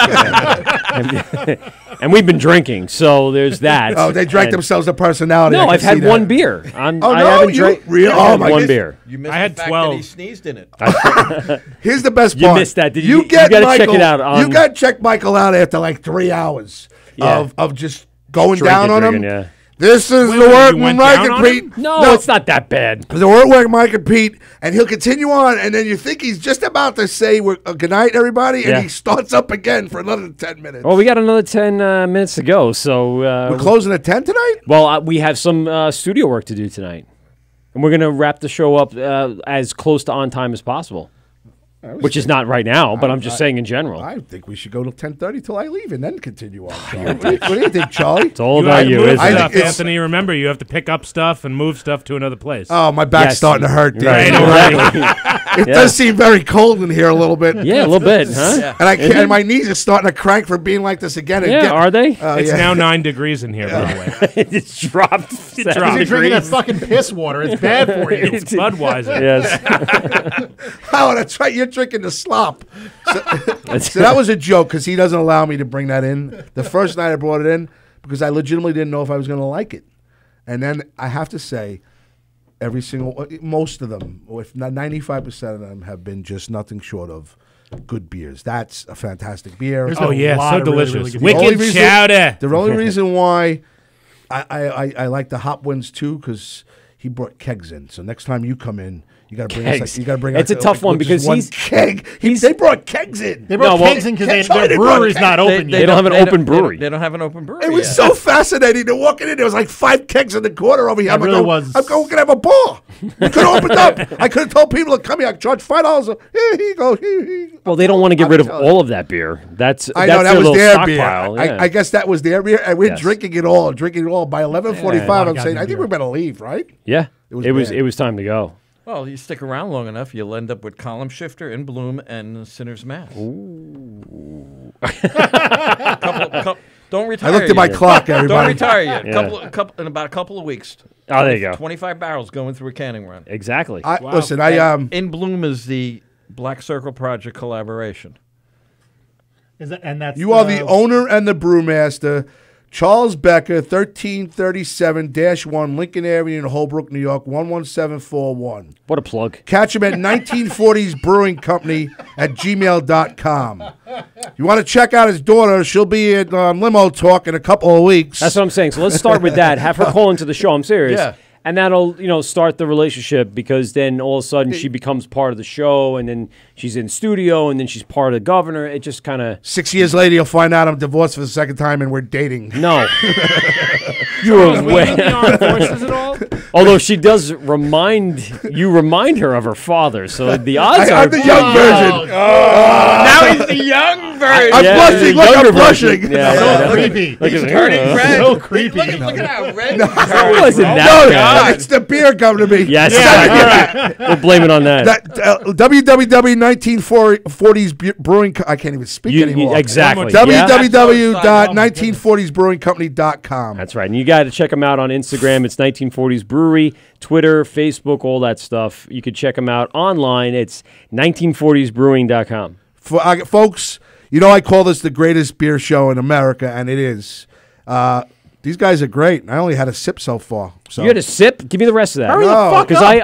I need to I drink. have to drive soon. I can't drink like... Well, then pass it It's down. one beer. well, you know what? Tell my client that when she gets in the back of the car and goes, what is Why that? is your client getting in the back of the car at 10 p.m.? No, she's not. 11:30. She's sitting on your face? I have an hour. Oh, I thought you meant... Hello? Hello? I'm just saying. Wow. I'm just saying. Well, you went in certain Someone directions. asked, why would she sit in the back of the car? Well, where else is she going to go? Is she going to sit in the front seat with you?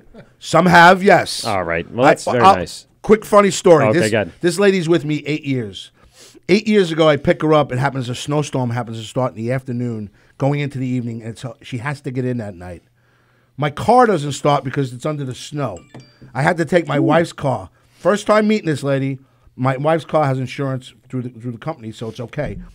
I take my wife's Honda Odyssey.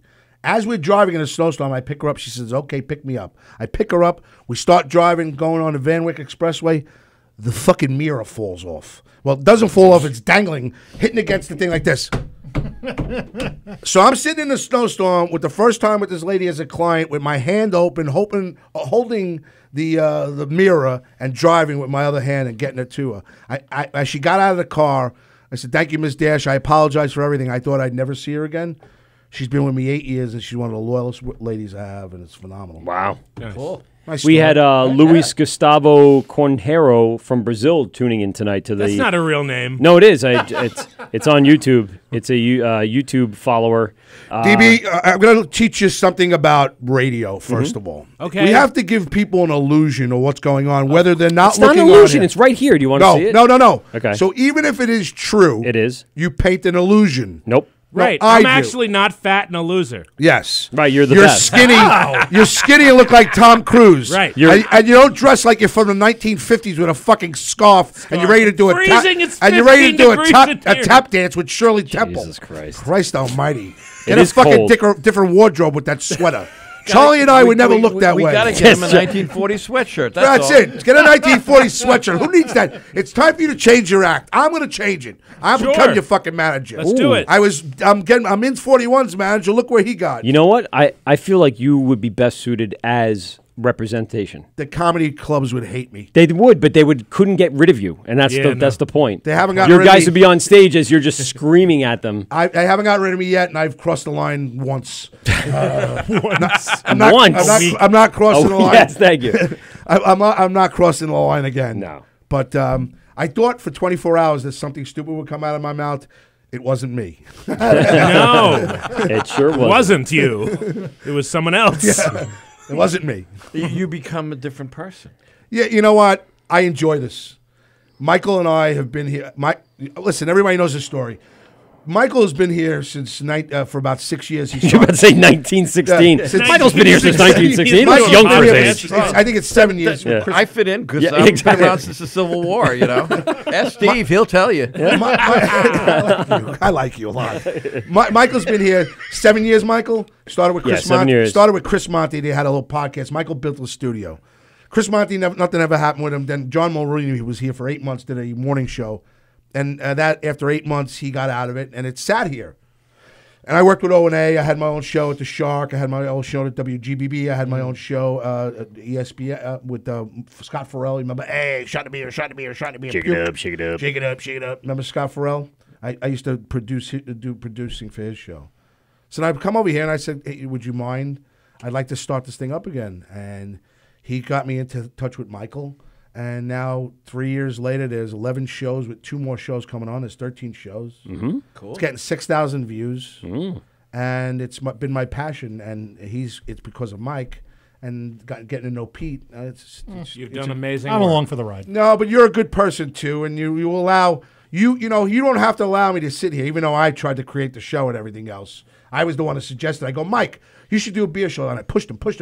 He finally does it. The night he finally says, I'm going to do it, I go, oh, I can't wait. We'll do it together. He goes, oh, no. For very obvious reasons why he's not going to co-host. Yeah, because it would be more like Budweiser. That's the problem. Because the first night he shows up with a tall boy of Coors Light, I go, nope, I don't think. He goes, it's not happening. I go, so wait a minute. Quite have the I go, wait a qualifications minute. for I go, this. what do you mean? He goes, I would prefer to go in a different direction. I sat there and pondered it for 25 seconds. I said, you don't need to do 5 shows. I've just been turned down by fucking Pimples McGurkin over here, but I do love him. I said, all right. I said, can I come in? He goes, you got open door whenever you want to come in. That's right. Okay, I'm in. Yes. Let's go.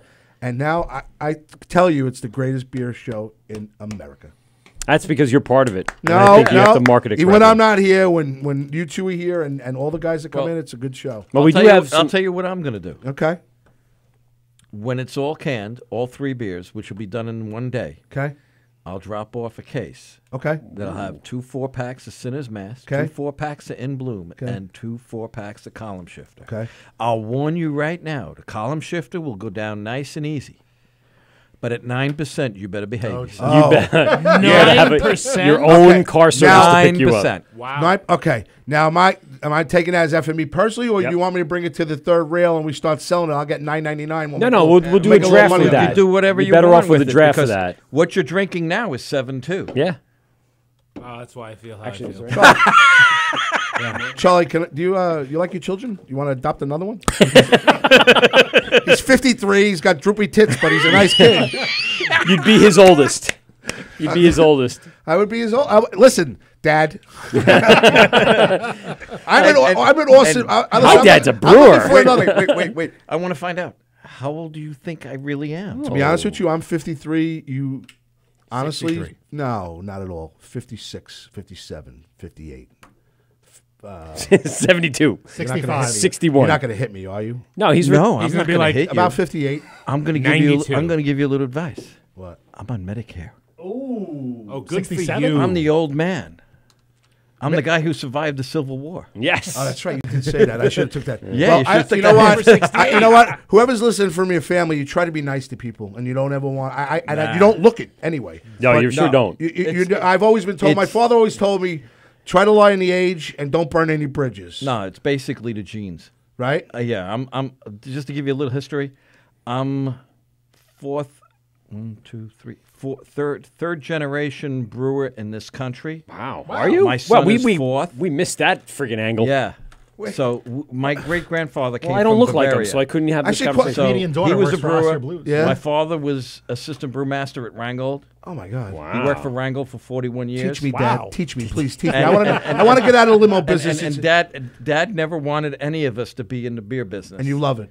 And I can't tell you how much more fun I'm having other than I spent 40 years doing accounting work. Please. All right, but listen, I'm being Your serious. business is fun. I'm in the limo business. I've been doing it for 25 years. I've had the 2 same corporate clients now for 25 years. I got lucky. I was young. I was just coming out of college. My father asked me to answer an ad in the New York Times. I answered the ad. I got hired. They hired 4 of us with the sole purpose of keeping 1. I was dating an older woman. She was 15 years older than me. And as she's walking out of bed one night, she goes, "What are you going to be doing? What's the story?" I said, I'm looking for a job now. My father asked me to answer car service. She goes, "Car service." She walks out, walks in the other room, hands me this thing. She goes, "Call everyone."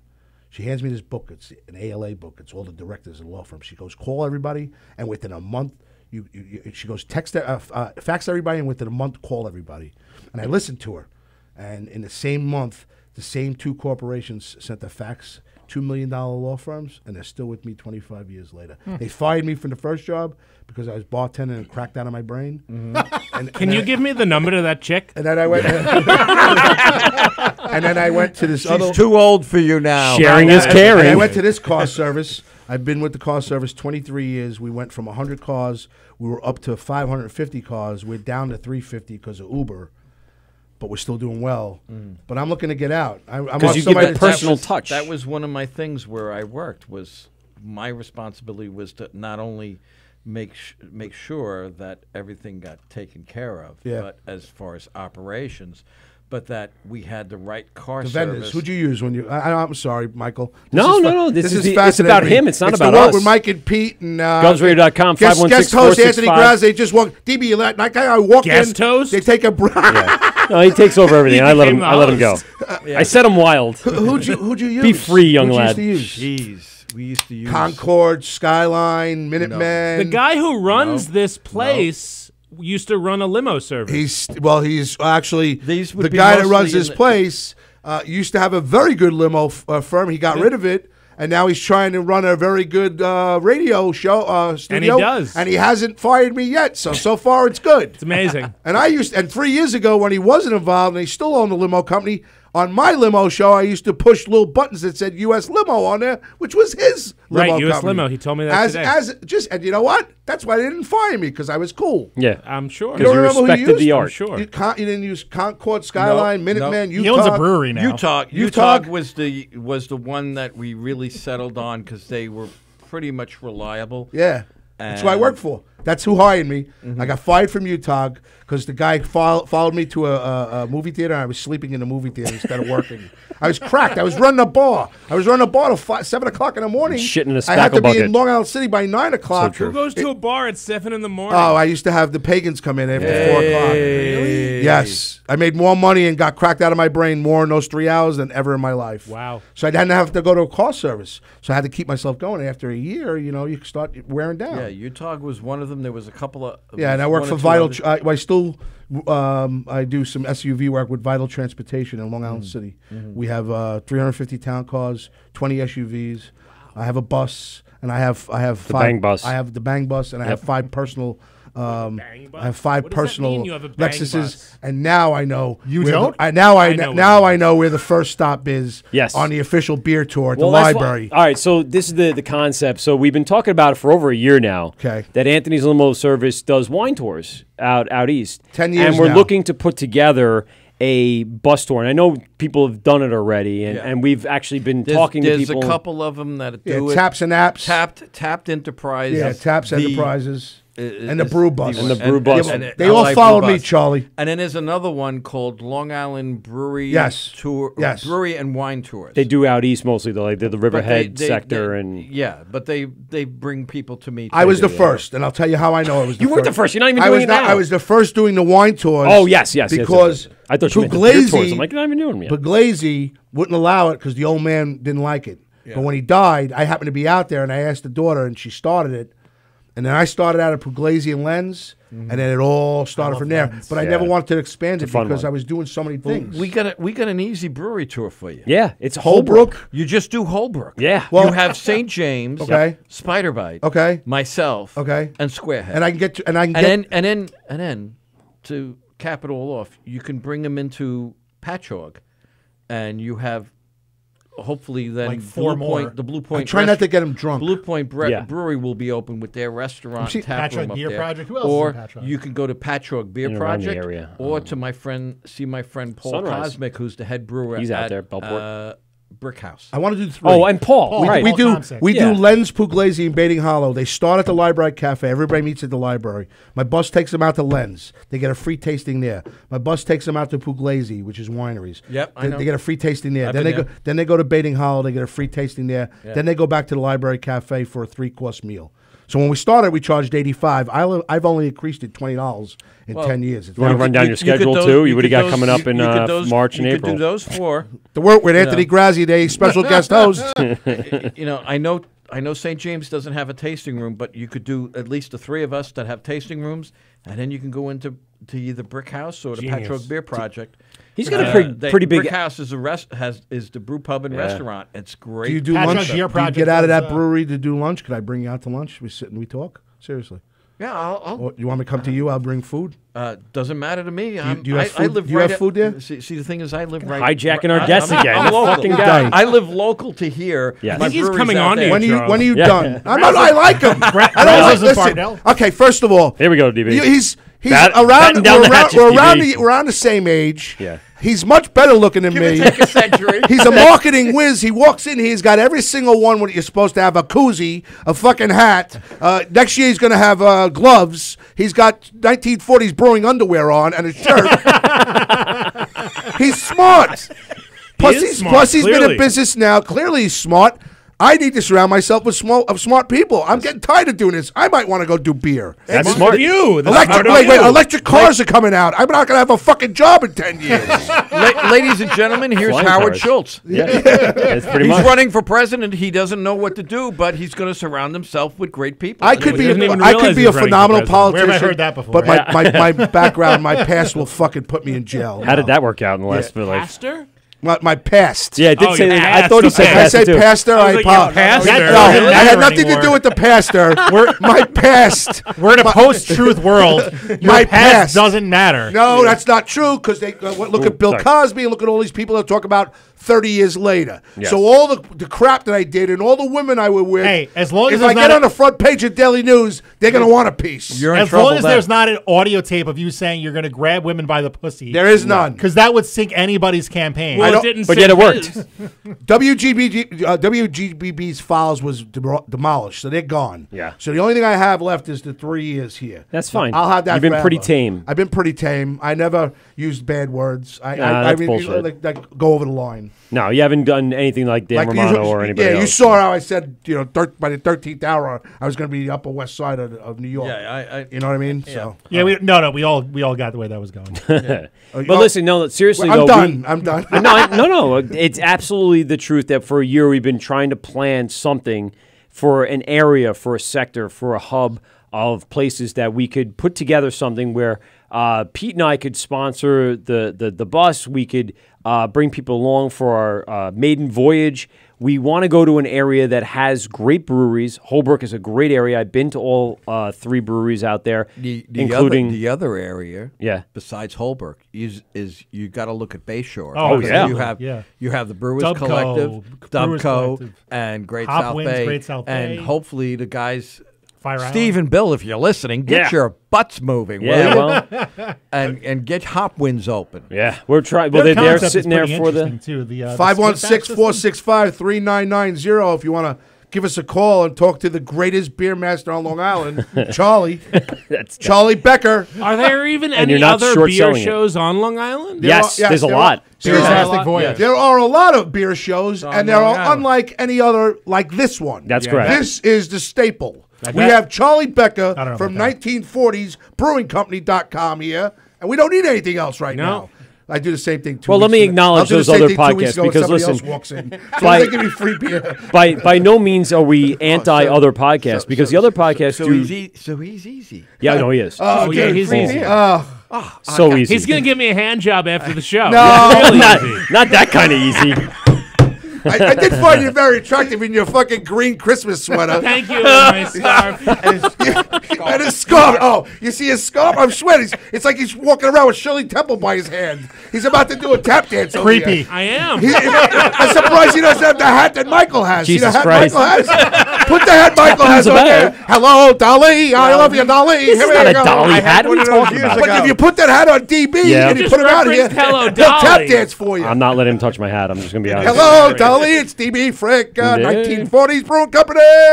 So I do want to acknowledge the other podcasts out there because, like I said, they're not something that we're anti-podcast. We just try to do things a little differently. We make our podcast about the brewers, and we want to get their story. We want to get their personality. We want to get the behind the scenes that when you go to a tasting room, sometimes you may not have the time or they may not have the time to sit down and talk with you like we can here. So you get to know a little more of the personality behind the brewery. That's what our initial intention was, and that's what we try to do here. We're not a beer review. We love fucking beer. So I don't give a shit if it comes in and it's a we like quality beer.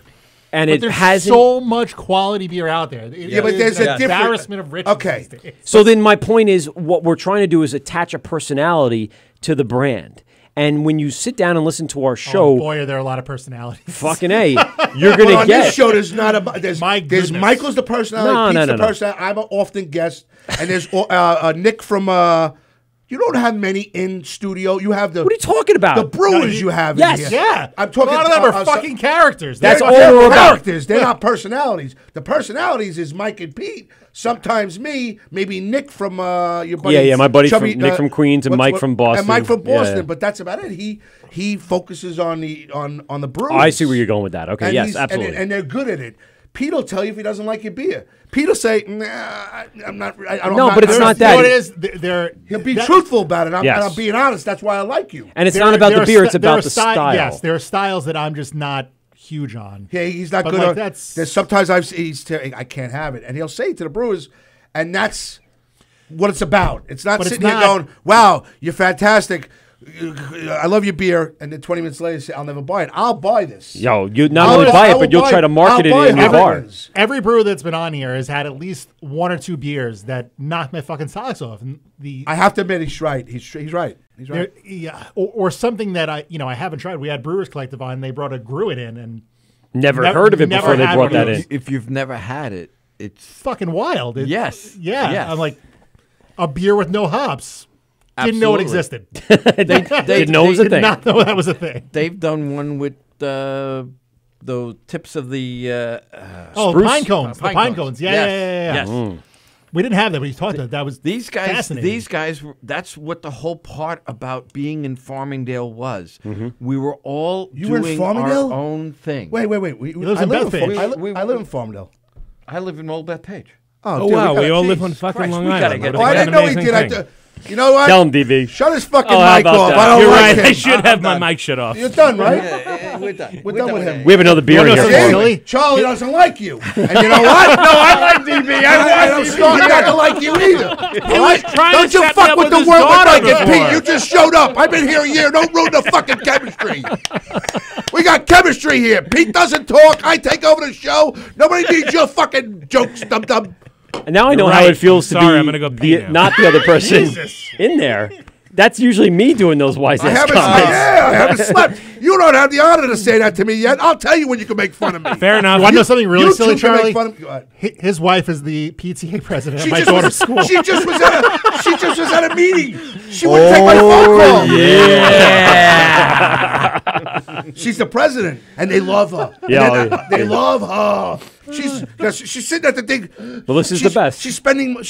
I have to do this. I go, "Are you getting paid for this?" She goes, "Oh, it's for the kids." I go, "Fuck the kids. What about me?" No, don't fuck the kids. No. Don't fuck the kids. No. Sorry. Let's rephrase that. Forget about the kids. Right, forget about the kids.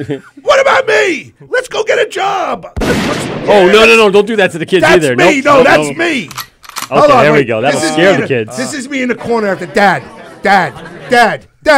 can you buy this? Dad, can you buy this? Honey, can I go to the show? Why don't you stay home tonight? Get it ready.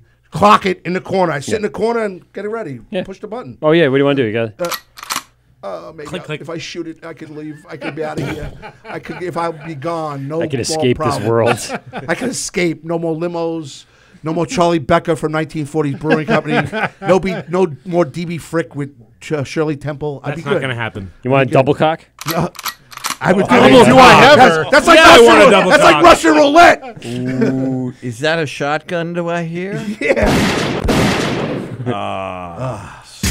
Govs Radio. Sweet relief. Sweet relief. That's right. Govs Radio tag. But no, it's hard. It is. It ain't easy, but I commend you. That's fantastic being fourth generation. That's cheers. So just going back to really quick to sum up what we were just talking about in regards to the brew bus, that's something that we really want to explore, and we're just looking for the right area. And what's the matter? You have two great areas. Just Mike trying to get back on top. I'm trying to. I'm air traffic control. Actually, I'll give you a third. Okay. And here's the third you should go to. Yeah. Go out to Riverhead. Oh yeah, You have Long Island. I'll tell you, I don't want to go Mustache. Yep. And Norfolk Brewing Company. Yes. Hear me out. That's who I'm thinking of. Norfolk. Well, Yep. hear me out. You also have Crooked Ladder. Yes. And then if you want to get something to eat, there's plenty of food along the way. Riverhead's got plenty of places. And Diggers, personally, Diggers Ales. Scott keeps telling us about some taco joint that's out there. Can I tell you yes, why? he does. Yeah. Yeah. Can I give you an explanation? Yeah, it's on 20. I think it's on 25. Yeah. It's right in there, and he just keeps saying it's we're like a going to go off taco of tacos. place. That's what he wants to do with it. And it's there. The other one, Too far. It's too far. What if you Charlie. went out to Greenport and then worked your way back? I do the wine tour for the library. In 10 years, we've had one incident where the bus broke down and I had to get out there and people were inconvenienced. If I've done 1,000, one time it happened. So what I want to do with the beer tours now, I want to keep it a little bit closer. To me, Farmingdale to Holbrook's perfect. Right. So to go to Holbrook, I'll go to Holbrook. I don't want to go out there anymore. I'm Bayshore, tired of being out you there. You have Holbrook and you have hit up, Bayshore. hit up Holbrook. You can then you can Bayshore run on the way tours. back. You can run tours Right. and either break it up between us. I'll come out or you can stay in one place and then have them eat in Patchogue and then You go start home. at Holbrook. Whatever. Grab a bite to eat in Bayshore, hit up the breweries in Bayshore, and then head back to But I want to Farmingdale. focus on his because I like him. And I will tell you this, when we were at the library, when we started, the focus was to make sure that these people weren't, I don't want them to be intoxicated. Correct. I want them to enjoy themselves. Right. I want it to be a class. I don't, listen, I'm not How do you enjoy bad-mouthing. yourself I'm not without being bad-mouthing intoxicated? anybody else's beer tours. How's that possible? But it's a free-for-all on those. I don't want it to be a free-for-all. I want them to, you know what? You want them to drink at each brewery And enjoy it. not and not on the bus. Right. That's what I'm going to do. I'm going to institute. You're not allowed to bring alcoholic beverages on the bus. Yeah. Awesome. Just because they get to enjoy the experience of 1940s. And I would like to go probably, the way I've looked at it, it's best to go to the first place, making you the first place, because you know you're guaranteed not to have the intoxicated people there. And then go to the second place. Phone call. Yep. And then go to the third place. But start at you. That's how I look at it. This is the Word with Mike and Pete, GovsRadio.com. Who do we got on the phone? Hey, this is Mackenzie with Bitches and Brews. Hey, Mackenzie, how are you? I'm good. How are you guys? Thanks a lot for calling into the show. Mackenzie is part of a larger group of people that produce a podcast out in the Utah area, correct? Yes, that is correct. Do you like this show pre-Graz or post-Graz? She hasn't been watching. She's been driving home from work, I guess, and all right. she's So a little bit she off has on the no- time she has zone. no idea. No, she doesn't know. Oh, Just yet. you missed a humdinger over the last 40 minutes there, sweetheart. Well, now that's just all the more reason to go back and listen again. Yes, there you go. What a guest. Yes. You're driving drunk, Mackenzie? What a plug. Cha-ching. What? Cha-ching. We like you, cha-ching. Mackenzie. That was a good move. See, the reason why we reached out to Everybody Mackenzie likes me. is Mackenzie knows the radio business. She's one of the elements of a... Well, now, what's the podcast called? Is it called Bitches and Brews, or is it something else? You know what? That's a great question. Yes. I don't right You now. don't even know your own it's show been- title? Whoa. Go ahead. No, get this. This was not mine to begin with. Buckle This up, was Charlie. something I was brought into and asked to be a host Okay. recently. So I came in on this. It's my friend, his page, he does a podcast called SPO, like SPO. Okay. And they brought me in, and they're like, let's talk about beer, and you should just keep coming. And then you should take over while I go to Saudi Arabia. So, it just kind of fell in my lap, and I'm like, fucking A, I'll just put this on my live stream on my Instagram. It's pretty Yep. fun. And that's where we've caught up with you. I tried to call into the show a few weeks ago, but the Google phone wasn't working right. What you guys were talking about with your guests was really interesting. I wanted to kind of chime in and comment with some information about what's going on here at the East Coast. So the reason why I really wanted you to call in is to give me some information about the breweries out there in Utah, because we are very unfamiliar with that part of the country. With all the liquor laws out in Utah, what is the beer scene like? in a Mormon state? You know what? The liquor laws don't really have a huge effect on the beer scene unless you're talking about beer on tap. Okay. So that's where things get like a little bit weird is if you want to get something on tap, it's got to be 4% or below. But if you get a bottle or a can, 4%. 4%. That's crazy. We got a 7.2 here tonight. Mackenzie. Oh wait, hold on. That I got to sounds turn your mic wonderful. because you guys were chatting. Mackenzie, a 4.2 doesn't even go on the scale. I apologize. We're gonna have to hang up on you. Have a good night. No. It's been great. I have to continue my I show. apologize It's the to my Wort- random guest here. It's the Wort with Mike and Pete with special guest host Anthony Graz. Grazier Day. Hi, how are you, Mackenzie? I'm pretty good because I'm drinking out of a can. So am which I. means While you're can driving drink home any from work, percent- right. No, I already drove home. I'm home now. She's home now. She's not Yeah, out I'm yet. home. Yeah. Good She's girl. good to go. Good girl. I So- just got home like 5 minutes ago, and I've got my beer open, and it is not 4%. It's a stout that is 5.9%. Nice. There you go. Now you're talking. There you That's go. how you creep up there. So tell I me. guess it's a good starter. So what Pete brought up was a really good point. So is it harder to find like higher alcohol content beers, or is it very easy to find stuff in like a wine shop or anything like that? It's actually really easy to find high point beers. Okay. You just have to make sure that A, you're not buying it on tap, so buy a bottle or a can. Okay. And B, you do need to go to either a brewery itself or you need to go to the liquor store if you want to get these high point beers. So it's not too bad. It's as much as you can dodge in between and really make it happen. If it was too bad, then we wouldn't have one of the nation's largest, most successful breweries that is still independent, which is Uinta Brewing. Which one is it? Uinta. Yeah. Uinta Brewing. Yes. And they are in almost every state. They're amazing. Yes. And it's for good reason. They really are. I mean, they're huge. Yes. So they're not a microbrewery, and I do support small business, but I got to give it to them. They're big for a reason. Now, are you close enough that you can visit the tap room often? Yeah, I go to Uinta every so often. Epic Brewing is another huge one. But we've got some other smaller breweries that are awesome, and some of the laws just loosened up as far as opening up breweries. Mhm. So we have a ton of new breweries that have been popping up, and our craft beer scene is getting bigger. It makes me happy. Oh, that's awesome. The expanding brewery market, I would assume, is a little slower in a state like Utah than in a very densely populated area like here in New York. But I'm sure you're seeing some progress, correct? Starting to. That's the key word. Yeah. I mean, But, do you think it's a little slower than what you've seen out there on the internet, or do you think that it's kind of picking up speed? Like, what's the status? What's the feel right now? So, I mean, it depends on who you're comparing to. Mm. So when I see it online, I could compare myself to, like, the Pacific Northwest and San Diego and be like, we're nowhere near that. No Not one even is. close. They are so far Right. ahead of everybody. It's crazy.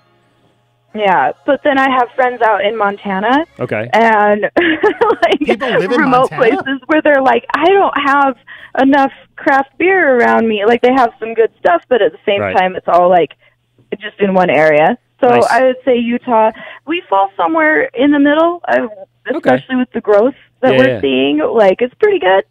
Awesome. Now, part of your podcast is bringing in local people and local breweries. So the last few shows, who have you had on and who have you experienced, drinking with and who really stood out in the last few months that you've been doing the show?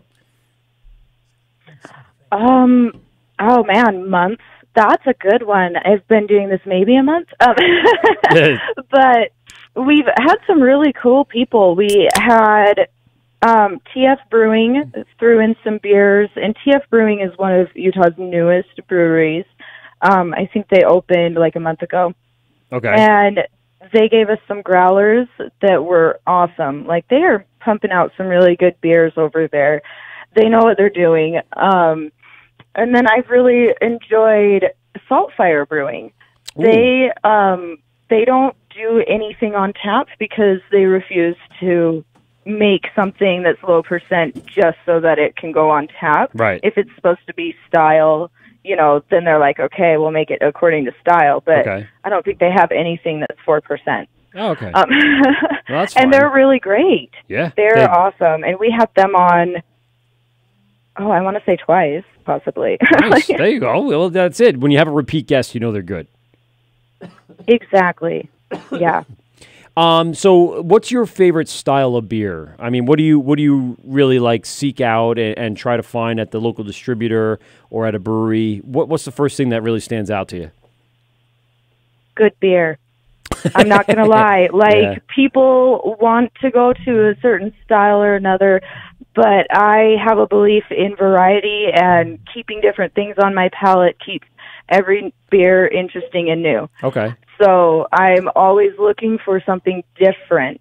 I love IPAs, don't get me wrong, but those are everywhere. So I'm really always looking for something awesome. I love sours. I love stouts. I fell in love with beer over porters and stouts and Scotch ales, like really malty beers. So I'll always have a soft spot, I guess, for them. But it's hard to not like beer if it's brewed well. Now, what was the first beer that kind of turned you on to being a craft beer drinker? Definitely Moab Brewing. It's a local Utah brewery. They have a Scotch ale that's pretty awesome. And that's what turned me on for sure. Was it Moab? M-O-L-A-V? Oh, M-O-A-B, like boy. At the end. Oh, Moab. I gotcha. Moab. Yep, we're following them. I just want to make sure on my Instagram that we're following all these breweries that you mentioned, because to find and see and take part in the whole process is kind of cool. And we love to search on the social media and really tune into, across the country and really even overseas and in the entire North America, what people are doing, just to get an idea of, the culture and the styles and the spots and the regionalism of beer. It's very cool to watch. It's almost like being a historian of beer. Was it Oh, sorry. Let me get you back on track. Go ahead. Yeah. Was it a smoked Scotch ale? It is. Yes. That sounds good. So, by the way, I have Mackenzie, to tell you, it was one of the first ones that I brewed as a home brewer, and I hadn't found anything like it until I went to Shenandoah Valley Brewing Company down in Staunton, Virginia, and their smoked Scotch ale was off the hook. Wow, that's Charlie from the 1940's Brewery right here on Holbrook, Long Island. Just so you know, he's our guest tonight in the studio. Cheers. Yes, cheers. He's brought in some really great beer. He has a New England style, very true to the New England style IPA, the Wicked Chowder. Malt forward. I like very malt forward, and we do like a good malty beer, so it's excellent to have and to hold. What are you drinking right now? I think you mentioned it, but I just want to repeat it. It's an oatmeal stout from Dry County Brewing. Dry County. Oh, well, Nice. Utah's got plenty of those. Dry County. I know. I'm drinking a Georgia beer in Utah. Yeah. Well, nothing wrong with that. It don't matter. Nope. They're from Kenshaw, Georgia. We have an oatmeal stout on tap called Orange Whip at 9%, and you don't even know it's 9%. Is that the one you were talking about before? Yes. Oh, we got to get out there and again. Pete, we got to make another. This sounds good. It is so smooth and so good. You don't even know it's 9%, and the next thing you know, you're like, wow, what did I do? This sounds like my kind of beer. I love these. Yeah, it's like having an orange creamsicle. So Pete brought in creamsicle. Pete and I, we do a little beer trading. Pete has some friends out in Texas and Minnesota. And I got some buddies up in Massachusetts, so I get that Trillium Treehouse Connect.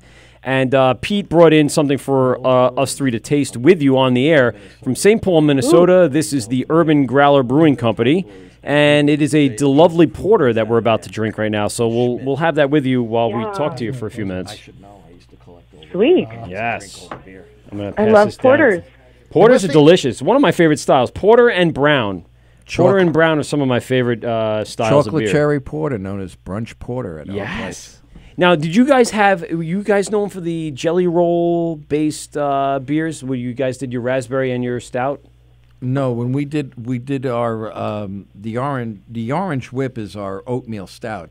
That's strictly orange and vanilla in it. Okay, all right, yeah. And if we barrel age it, it comes out a little bit higher and nicely smooth and has a different name to it. Okay. But we make our milk stout is Sinner's Mass. Yes, That's right. That's correct. our on the board. It never goes off. It's on all year round. And then we have the brunch porter, which is a chocolate cherry porter. And now, is that one of the ones you're going to can in the next few weeks, or No, what we're canning in the next few weeks is the In Bloom IPA. Yes. Column Shifter. That's what the one I was thinking of. Our Smash Double IPA, Mhm. which is just 1 grain, 1 hop, done, 9%. And then we have. A lot of grain. Then we're coming out of. It's a lot of grain. Yeah, a lot of grain. Shit. Yes. And you don't even know you're drinking what you're drinking. It's fabulous. And then Thanks, we have DB. Sinner's Mass coming out in cans again. DB's helping us out today. That's our milk stout. Yes. So How do you get your flavors? I want to know. How do you get like the cherry? The and secrets. The I wanna know all of the Listen. We have a blueberry ale that is so good, and people have raved about it. That one of our customers, I should say, in the local area, constantly keeps it on tap, just to make beer mojitos for his crowd. 70 pounds of blueberries go into it. Per how many barrels? 5. Jesus Christ. 14 trips up the ladder. I should know. I do it. You did it yourself, huh? No, I'm the guy that pours all the fruit in. Oh, Jesus Christ. And then we have And people say beer isn't nutritional. Right. Oh, this is nutritional. And we have another one that we bring out in the spring and late spring, early summer called it's a raspberry wheat. Okay. And that's got that too has 70 pounds of raspberries. That's a lot of raspberries. Well, if you've ever cleaned the fermenter, you know. You know how many raspberries are actually. And is that? Are you doing fresh fruit? Or are you doing? We're doing it's basically Or what is it? The Puree? syrup. Puree. No, that's no, what no, it is. no, No puree. no. All right. It's all fruit. Okay. Really? Yeah, it's frozen fruit. We Ah, defrost okay, it a okay, little. okay. We squish it up. We cut open the bag, and then I climb the ladder to the top of the fermenter and pour it in, and then the fermenter starts to get angry at me after a while, and it'll belch back once in a while, but otherwise we're good. You wear your little. How do you keep it clean? I'm sorry. One more. No, like no, my last listen, Mackenzie. question. Oh, hey, listen, 'Cause if there's you a saw reason where we go people. through. Yeah, we have a cleaning process that we follow the rules, and we open up the fermenter and we make sure that the fermenter is cleaned. Yeah. I mean, the fruit. There's a reason people use the puree because there's a lot of worry about contamination from fruit, and puree is usually boiled or something. Can I chime in? Yeah. I think the same process that you would use to boil and create the puree to purify also happens in the freezing process. Right. That you would eliminate a lot of that contamination by freeze drying and keeping that out. So then it's a matter of just making sure the thawing process doesn't pick up anything that's raw. So, keep it in a very clean environment, making sure that it's completely sealed before opening, and then opening right into the tank. Yes, that's exactly what we do. Look at me, learning Well knowledge. done. Yeah, done I saw right. Charlie nodding to I all am of that. I was not impressed. a brewer. I am certainly not a brewer, but I do know a little science about keeping things, as contamination-free as possible. Yeah, it's definitely tough, though. So if you're picking fresh fruit, there's no way to know that what you're getting off the vine and the cleaning process is going to hold up. The air and the wild yeast and everything that's around there. But in Right. the freezing process, a lot of that goes Kills all away. that. And then we get it right away, right from the place into the shop. Right. And then it goes into our cold box. And then the next day, it's like, okay, it's party time. And I'm there crushing everything and then cutting open the bag. I got a bucket of sanitizer, me and the ladder, and That's it. That's it. That's it, Mackenzie. So if you want to, I love go it. that route, then that's just about, keeping all the utensils, all the hands-on stuff clean and making sure that you don't have anything touch it and going right from bag right to, into the fermenter. You haven't seen anything until you clean the fermenter with 70 pounds of blueberries. I can only imagine. I don't have a fermenter big enough for that. Cry but me I your personally river. am a fan of your method. I don't like puree as much, so I'm a fan of your method. That's why I had to question, because there's always people who are like they would just never do it, but I'm on your side. Yeah, you that's you it. can only be so careful, and then at a point it's like, am I going to give up flavor and do the puree, or do I want to do whole fruit? Yeah, I think either way. There's also there's something else that's out there. I don't remember what it is, but sometimes you can use it to replace the fruit. But we have found that the fruit Extracts gives or us something? Or tincture? Extracts. It's for this. You can't use that. Okay. Because you can Yeah. tell if somebody uses. Yes, you can. Yeah, it's certain- not the same. You can. It's Absolutely. It is what we do is we have to use the fresh fruit because we feel that that's what we want to impart the color and the flavor into the beer. There's no substitute for real And there's product. no substitute really for that. I mean, you can put in your extract this and there's nothing wrong with extract, please. No. There's some cases where you have to use it. There's you no have choice. to use it. There's no choice because you can't put enough of that flavor in. But when you can, we use fresh fruit. Yeah, it's frozen, but it's there. Mackenzie, what's the last beer that, as a home brewer, you've done? Caramel macchiato blonde ale. Wow. So it was different. a blonde to clear almost to the look, but it had that chocolate notes and stuff like that? So, I mean, it's just honestly like a base rate blonde ale that I brew. And I throw in a little bit of caramel into the whirlpool at the very end. Let it ferment, put it into secondary.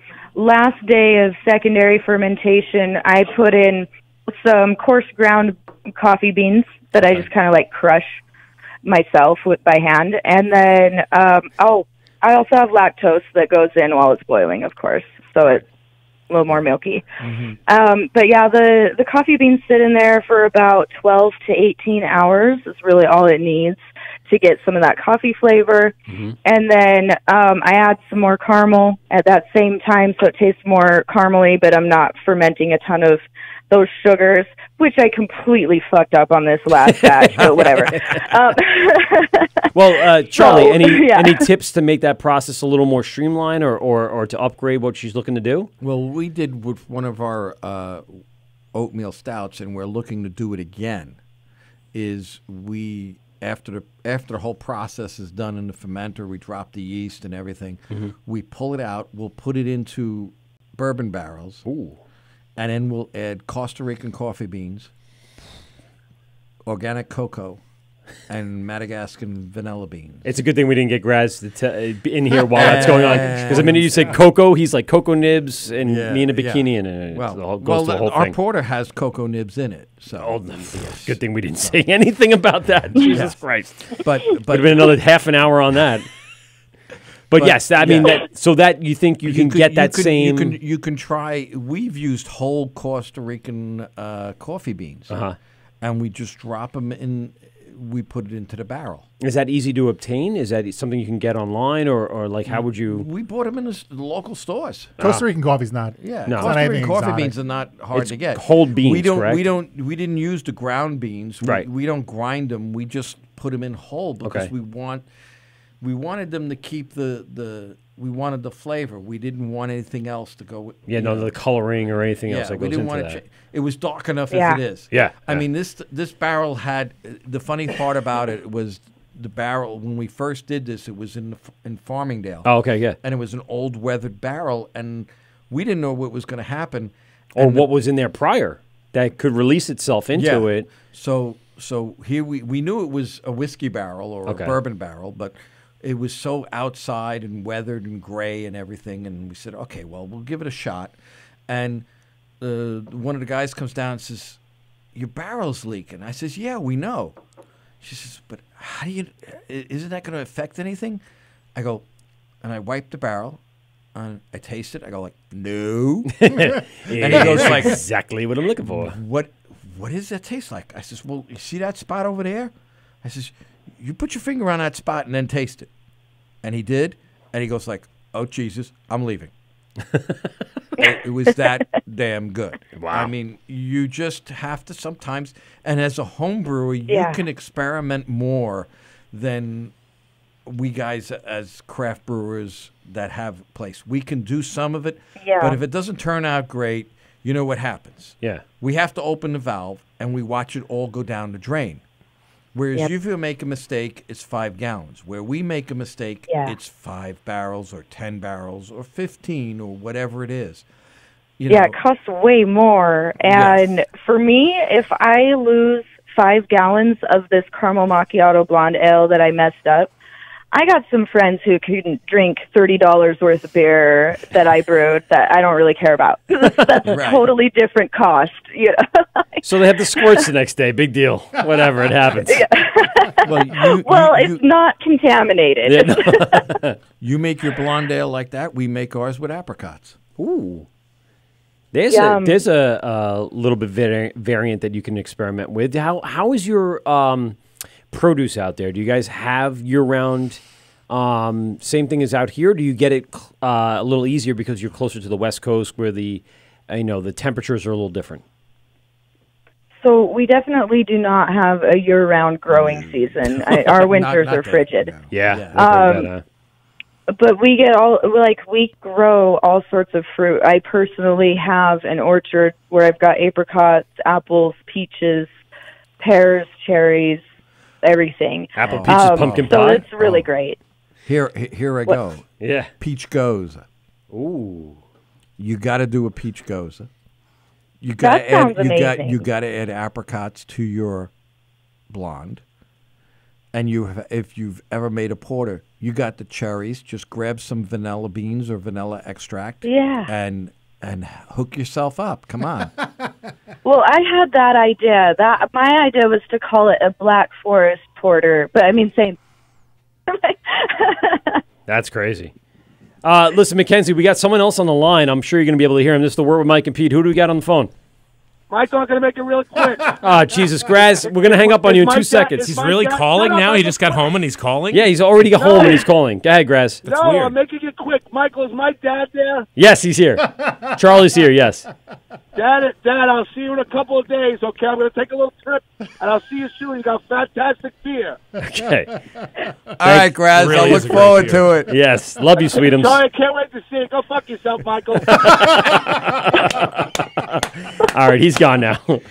We had Graz in the studio right before you called, and he had to go out and work, we'll say. Work a corner. Yes, work a corner. Is that legal in New York? Yes. Still is at some point. Apparently. Apparently it is. Legal's a subjective term. It's a loose Depends on who you talk to. What do you have any new recipes that you're working on that you're going to start executing in the next few weeks? Yeah, I got a bunch. Oh boy. Well, listen, if in fact you want some direct I guess correspondence, go to 1940's Brewing in Holbrook, New York. It's on Instagram, 1940's Brewing. Just ask for Charlie. He'll give you his email address, and he can help you out and mentor you through the process if, in fact, you don't have a head brewer to talk to. He's very easygoing, and he'll give you all the information. Apparently, he gives it all out here on the air for us, so he'll give it to you no problem. Yeah. I mean, Thank you. That peach with peach wheat Goza. It's on tap. Goes down easy. Yeah, I got to get out there, man. Spend a day traveling out east and hitting you guys up because we're gonna get murdered if Greg and I know Dan doesn't see our faces out at Long Island, and we definitely have to get out to your spot again. I'm probably going to get murdered by them anyway. We entered our race car in today. Oh, the Pinewood Derby? The Pinewood Derby. Oh. Yeah. Now, you understand, if you know the name, you can expect what the car looked like with a keg on the back seat. A half barrel. It was powered by nitro sitting inside the keg. It does not race well, but she gets style points all the way. Yes, I'm sure. Did they give an award for style points? No, sure. not yet. We told them they got to do one for style points. Yes, they do. They have to enter your car into a visual element. Yeah, category. Just figure a 1940s convertible with a half barrel sticking out of the back seat. Man, when I saw that online, style. it brought me back to 6th grade when I was a Boy Scout, and we would go to the local church basement and race in the Pinewood Derby and give out some sort of award, a trophy, and you're like, yeah, I get the best one. My dad did the whole thing, but I still pushed the button and let it all go. Mackenzie, so at the breweries out by you, what kind of events do they host that you're really into? Is there like a night where you really enjoy and go out? Like, what do people do in Utah for fun, I guess is what I'm saying. Yeah, I mean, as far as events go, we've got a few, but we could definitely use a lot more. So Pinewood We've got the Utah Brew Fest, though. The Utah Brew Fest is pretty cool. There's all of the craft breweries. We had some distilleries and even a craft cigar shop there. Oh, nice. So they basically bring as many of those Utah-based breweries in and have tents set up and tastings and stuff like that? Oh, yeah. It was you pay your entrance fee and then everybody just fills your glass. Open bar, dude. Open bar. Yeah. Nice. Yeah, it was pretty legit. And there was some classes so you could actually learn stuff about the different things that were there. So some of the brewing processes, and I think some of the distillation process was part of it too. It was pretty cool. Do you guys do any cask festivals out there? Any what kind of festival? Cask. I don't think we have any cask festivals that I know of. That would be really cool. We have two of them, actually 3 of them now. Yeah. We just finished up the Long Island Nano Cask Festival at Rocky Point. That was a big one. A lot of people came out for that one. And then you get the Brewers Collective coming up. Doing their independent craft cask festival. So a lot of the small breweries here, Mackenzie, are going to submit a cask or two, which is taking their base beers and then adding really crazy variants to really up the game, up the alcohol content. And it's fermented in the cask itself. Correct, yes. And then there's always the Blue Point Cask Festival, which I don't know if we're going to have another one, but I'm sure. No, Blue Point they're definitely doing going on. It's going to be even bigger than it was. Well, they got the whole parking lot. They got the whole parking lot. So shit. Tickets going to be unbelievable. They're going to open it up to I don't know how many more hundreds of breweries. Mm-hmm. Our beer, we brought 2 beers to that festival, and general admission opened up at 2 o'clock. VIP was at 1, 2 o'clock. At 2:25, blueberry pancake was done. Shit. 15 minutes later, hot mango chowder was finished, and we're sitting there. Hot mango chowder. And we're going what do we do now? And I told him, you have a glass? He says, yeah. I says, go around and get drunk. Yes, pretty much. But pretty much.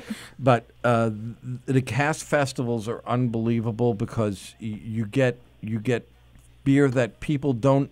You can't find it anywhere. The brewers don't brew it anywhere. It's a one-off. It's a one-off that they do just for the event. And it comes in either Pins or Firkins. It's 5 gallons or 10 gallons. Mm-hmm. And oh, man, that's got to run out so fast. Yeah, well, let me tell you, it depends upon how many you have, you know. I mean, like most of them at Rocky Point, because of the small clubhouse and everything, it's we bring 2 5-gallon casks. We go home empty. Mm-hmm. As you should. Yeah, sign me up, though. I'll be there. Yeah, this time we brought cappuccino tiramisu milk stout and a... oh, my God. Yeah, and we brought Shifty Peppers, which was our 9% column shifter with jalapenos. Wow.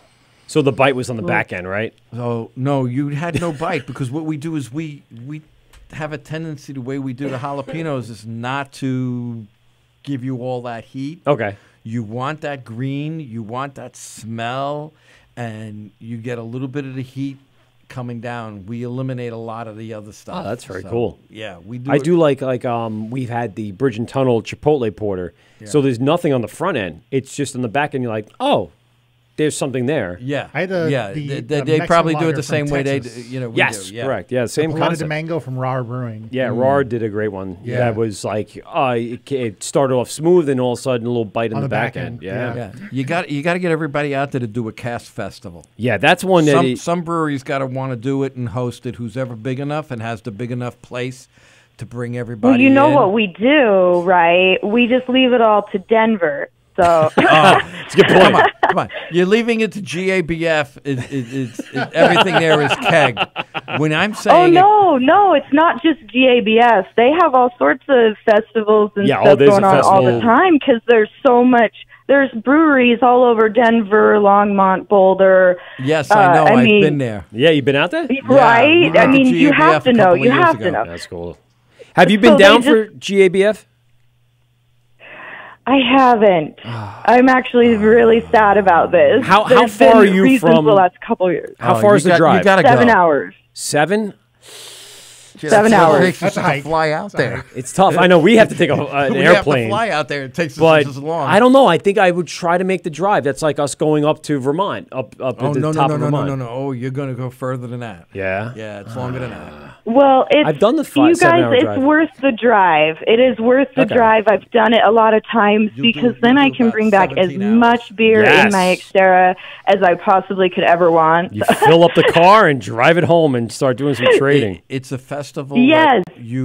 that ends all festivals. That's There's correct. nothing that compares to the size And the scope and town- the days and yes, everything, And yeah. the town is so welcoming, and you not only have all the breweries that are out there, but you have the cider houses that are out there, and even the it's conglomerate fantastic. of people around the country, they all don't- flock to that place. All you have to do is walk out of your hotel room in the city of Denver Mhm. and go one block, and you can have 4 or 5 breweries right there.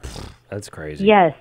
It's You don't have to travel far. It's Mecca, like You San have to Diego. be careful, though. Why? What happened? Like, that shit's crazy because it's a mile-high city for a reason because Yes. it's literally a mile high. So, like, I go there, and I'm a Utah girl, so I'm like, I drove through the mountains on the way here. I don't have any altitude sickness. I got this, right? Right. There for, like, 4 days. On the 4th day, I've been drinking the whole time, and I've been just fine. 4th day, 4 I go... days straight.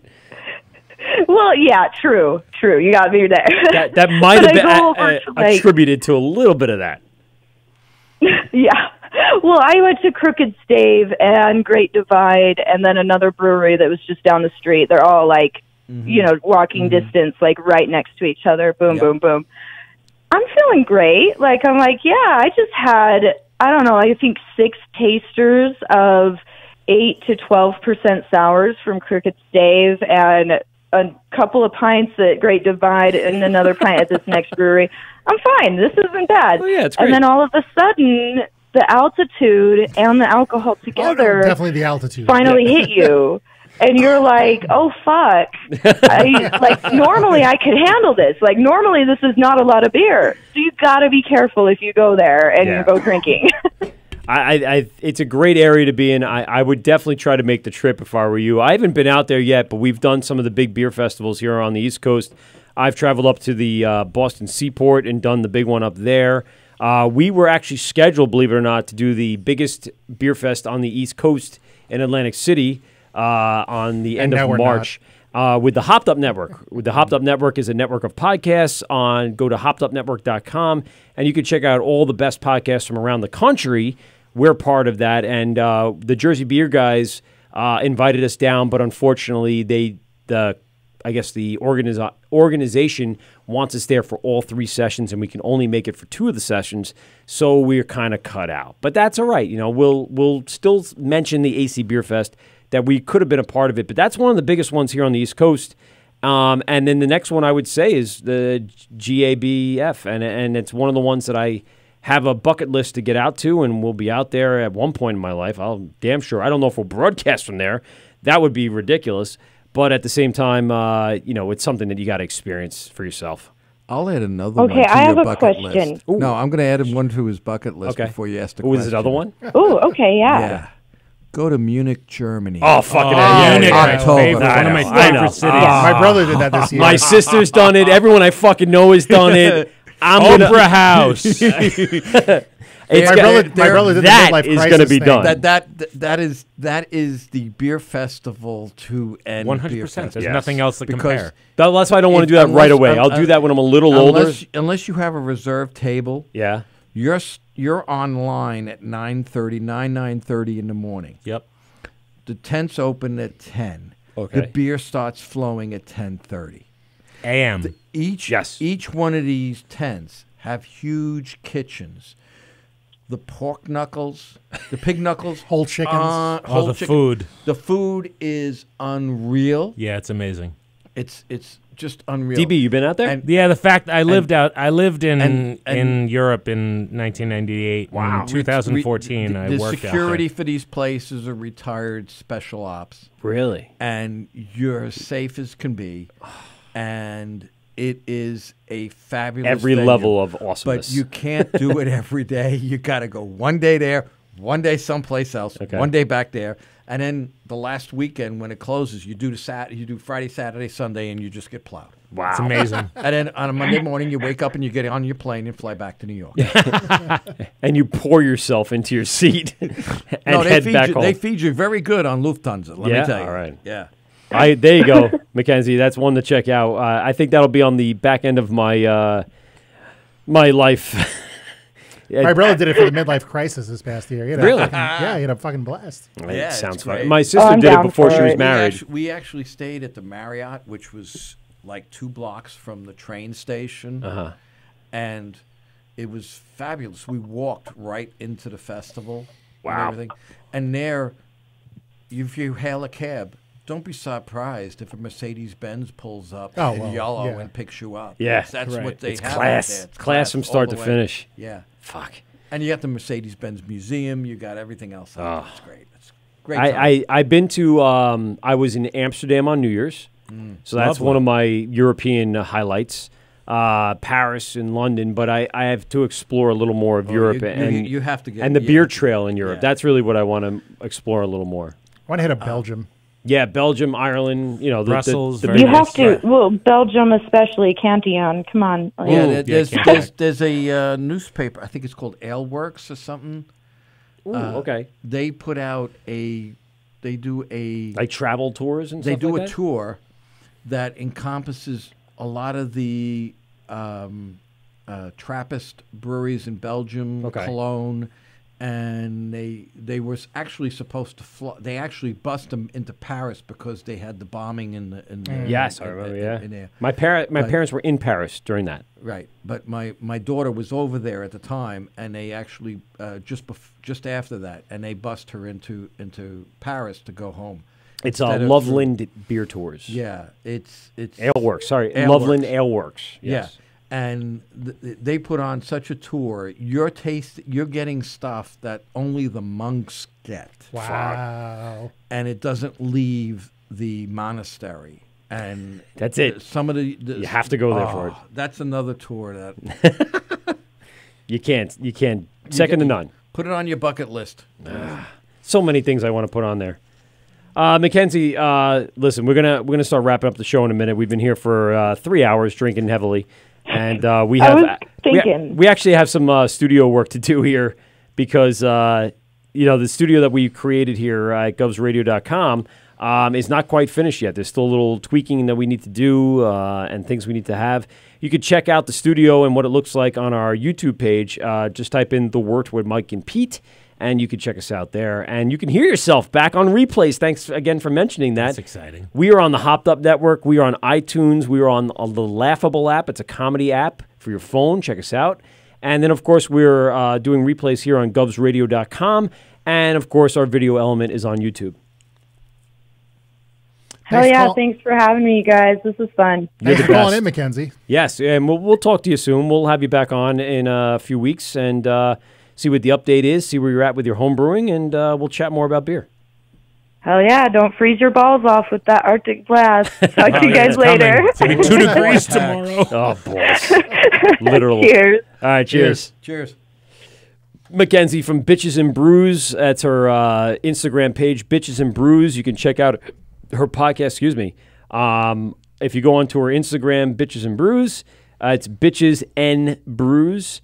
And she usually does some live Instagramming. And, of course, you can find links to her YouTube channel and check out all the latest stuff from Utah and the podcast they do there. They do a pretty good production, and all but the phone line was working last time. So they do a great job. And that's why I really wanted her to call in, because she was, really good at the craft. And I think she knows her shit. So she's working and trying to be, getting up there in the ranks. She's ranking up like a video game player. I don't know what the fuck I'm going with. I got to pee so bad it's up to my eyebrows. Yeah, I peed 3 times. It really is. It's up to my eyebrows. And I have not gotten up from the seat the Not entire once. night. Can I just say that? Thank you. Not once. Thank you, DB. I appreciate it. For the ever-powerful Anthony Grazia Day, DB Frick, we appreciate you for coming in and hanging out and having Thanks for some having beer. me. You can thank Anthony for giving you those nice tall boy Budweisers Yes, that I you drank in there late. Yeah. and drank the shit out of. Pete, great job tonight. I did nothing. Okay, so Pete, Pete, you're the best. This is why I love this guy. By the way, Mike, yes. you said you wanted to end the show at 10. No, it's you were very specific about that It's earlier. got to end at 10. Nope. It's a I little got shit to do. It's Gotta 11:11. hang the Yes. TV. Pete and I are going to be here till 12 o'clock every hanging a time fucking he says television. That, the fucking show goes forever. And I have a blast. Because we have great guests. I know. We have great guests Great on the guests. show and great people calling in. We thank all our call-ins today. We have Matt, I'm not even going to say his name again because I totally forgot how he fucking says it. Rochambeau. No, it's not even close. It's Not even close. Archambault. Archambault. Archambault. I don't even think that's right. Sorry, Matt. But he's definitely coming into the studio. Yeah, if he lives in Queens and he represents Fifth Hammer, we'll get him in there. The co-host of Brewed in New York, check it out. It's Brewed in New York on Instagram, on Facebook, on Twitter. We thank Ashley for Blonde Brew Reviews for giving her yearly call-in and giving us an update on, yes, yearly, on our Florida Connect. She actually was one of our first correspondents. Yes. Before Nick, before Mike, she was the one that told us about the Southern beer or Florida tip and let us know about everything that's going on down there. We thank, of course, Mackenzie for calling in and giving us the scope on Utah. And, of course, Grazide and DB Frick. And, of course, 100% our guest tonight, Charlie from 1940's Brewery. Charlie. Charlie, you're the best, man. My pleasure. Thank you. What a good beer. Oh, fucking What a good phenomenal. beer. And listen, everyone go out to 1940's Brewing Company. They're out in Holbrook, New York. Just look them up on the Think New York, Drink New York app. You'll find the map. You'll find everything you need to know. Go on to 1940sbrewing.com. Get in touch with them. Find out what their new events are. Find out what's going on in the world of their brewing lineup. Go in and have a pint and talk to Charlie. He'll give you any information you want to know about the beer and how it's brewed. He's been a great guest on our show tonight, and we really appreciate you for coming in, man. Thanks a lot. No problem. I'd love to be back. Yes, and dude, we'll have you back. Trust me. This has been a great time. This is The Word with Mike and Pete, GovsRadio.com, streaming live on our YouTube page. We are available on our replays. That's, again, iTunes, the Hopped Up Network, the Laughable app, and, of course, right here on GovsRadio.com. Folks, we had a great time with you. Thanks a lot for all the calls. Have a good night. Fun night. Later. Well, that's 2 hours of your life that you'll never get back. Are you kidding me? Please hang up and try again.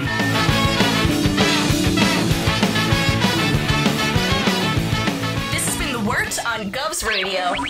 I hope you're drunk enough.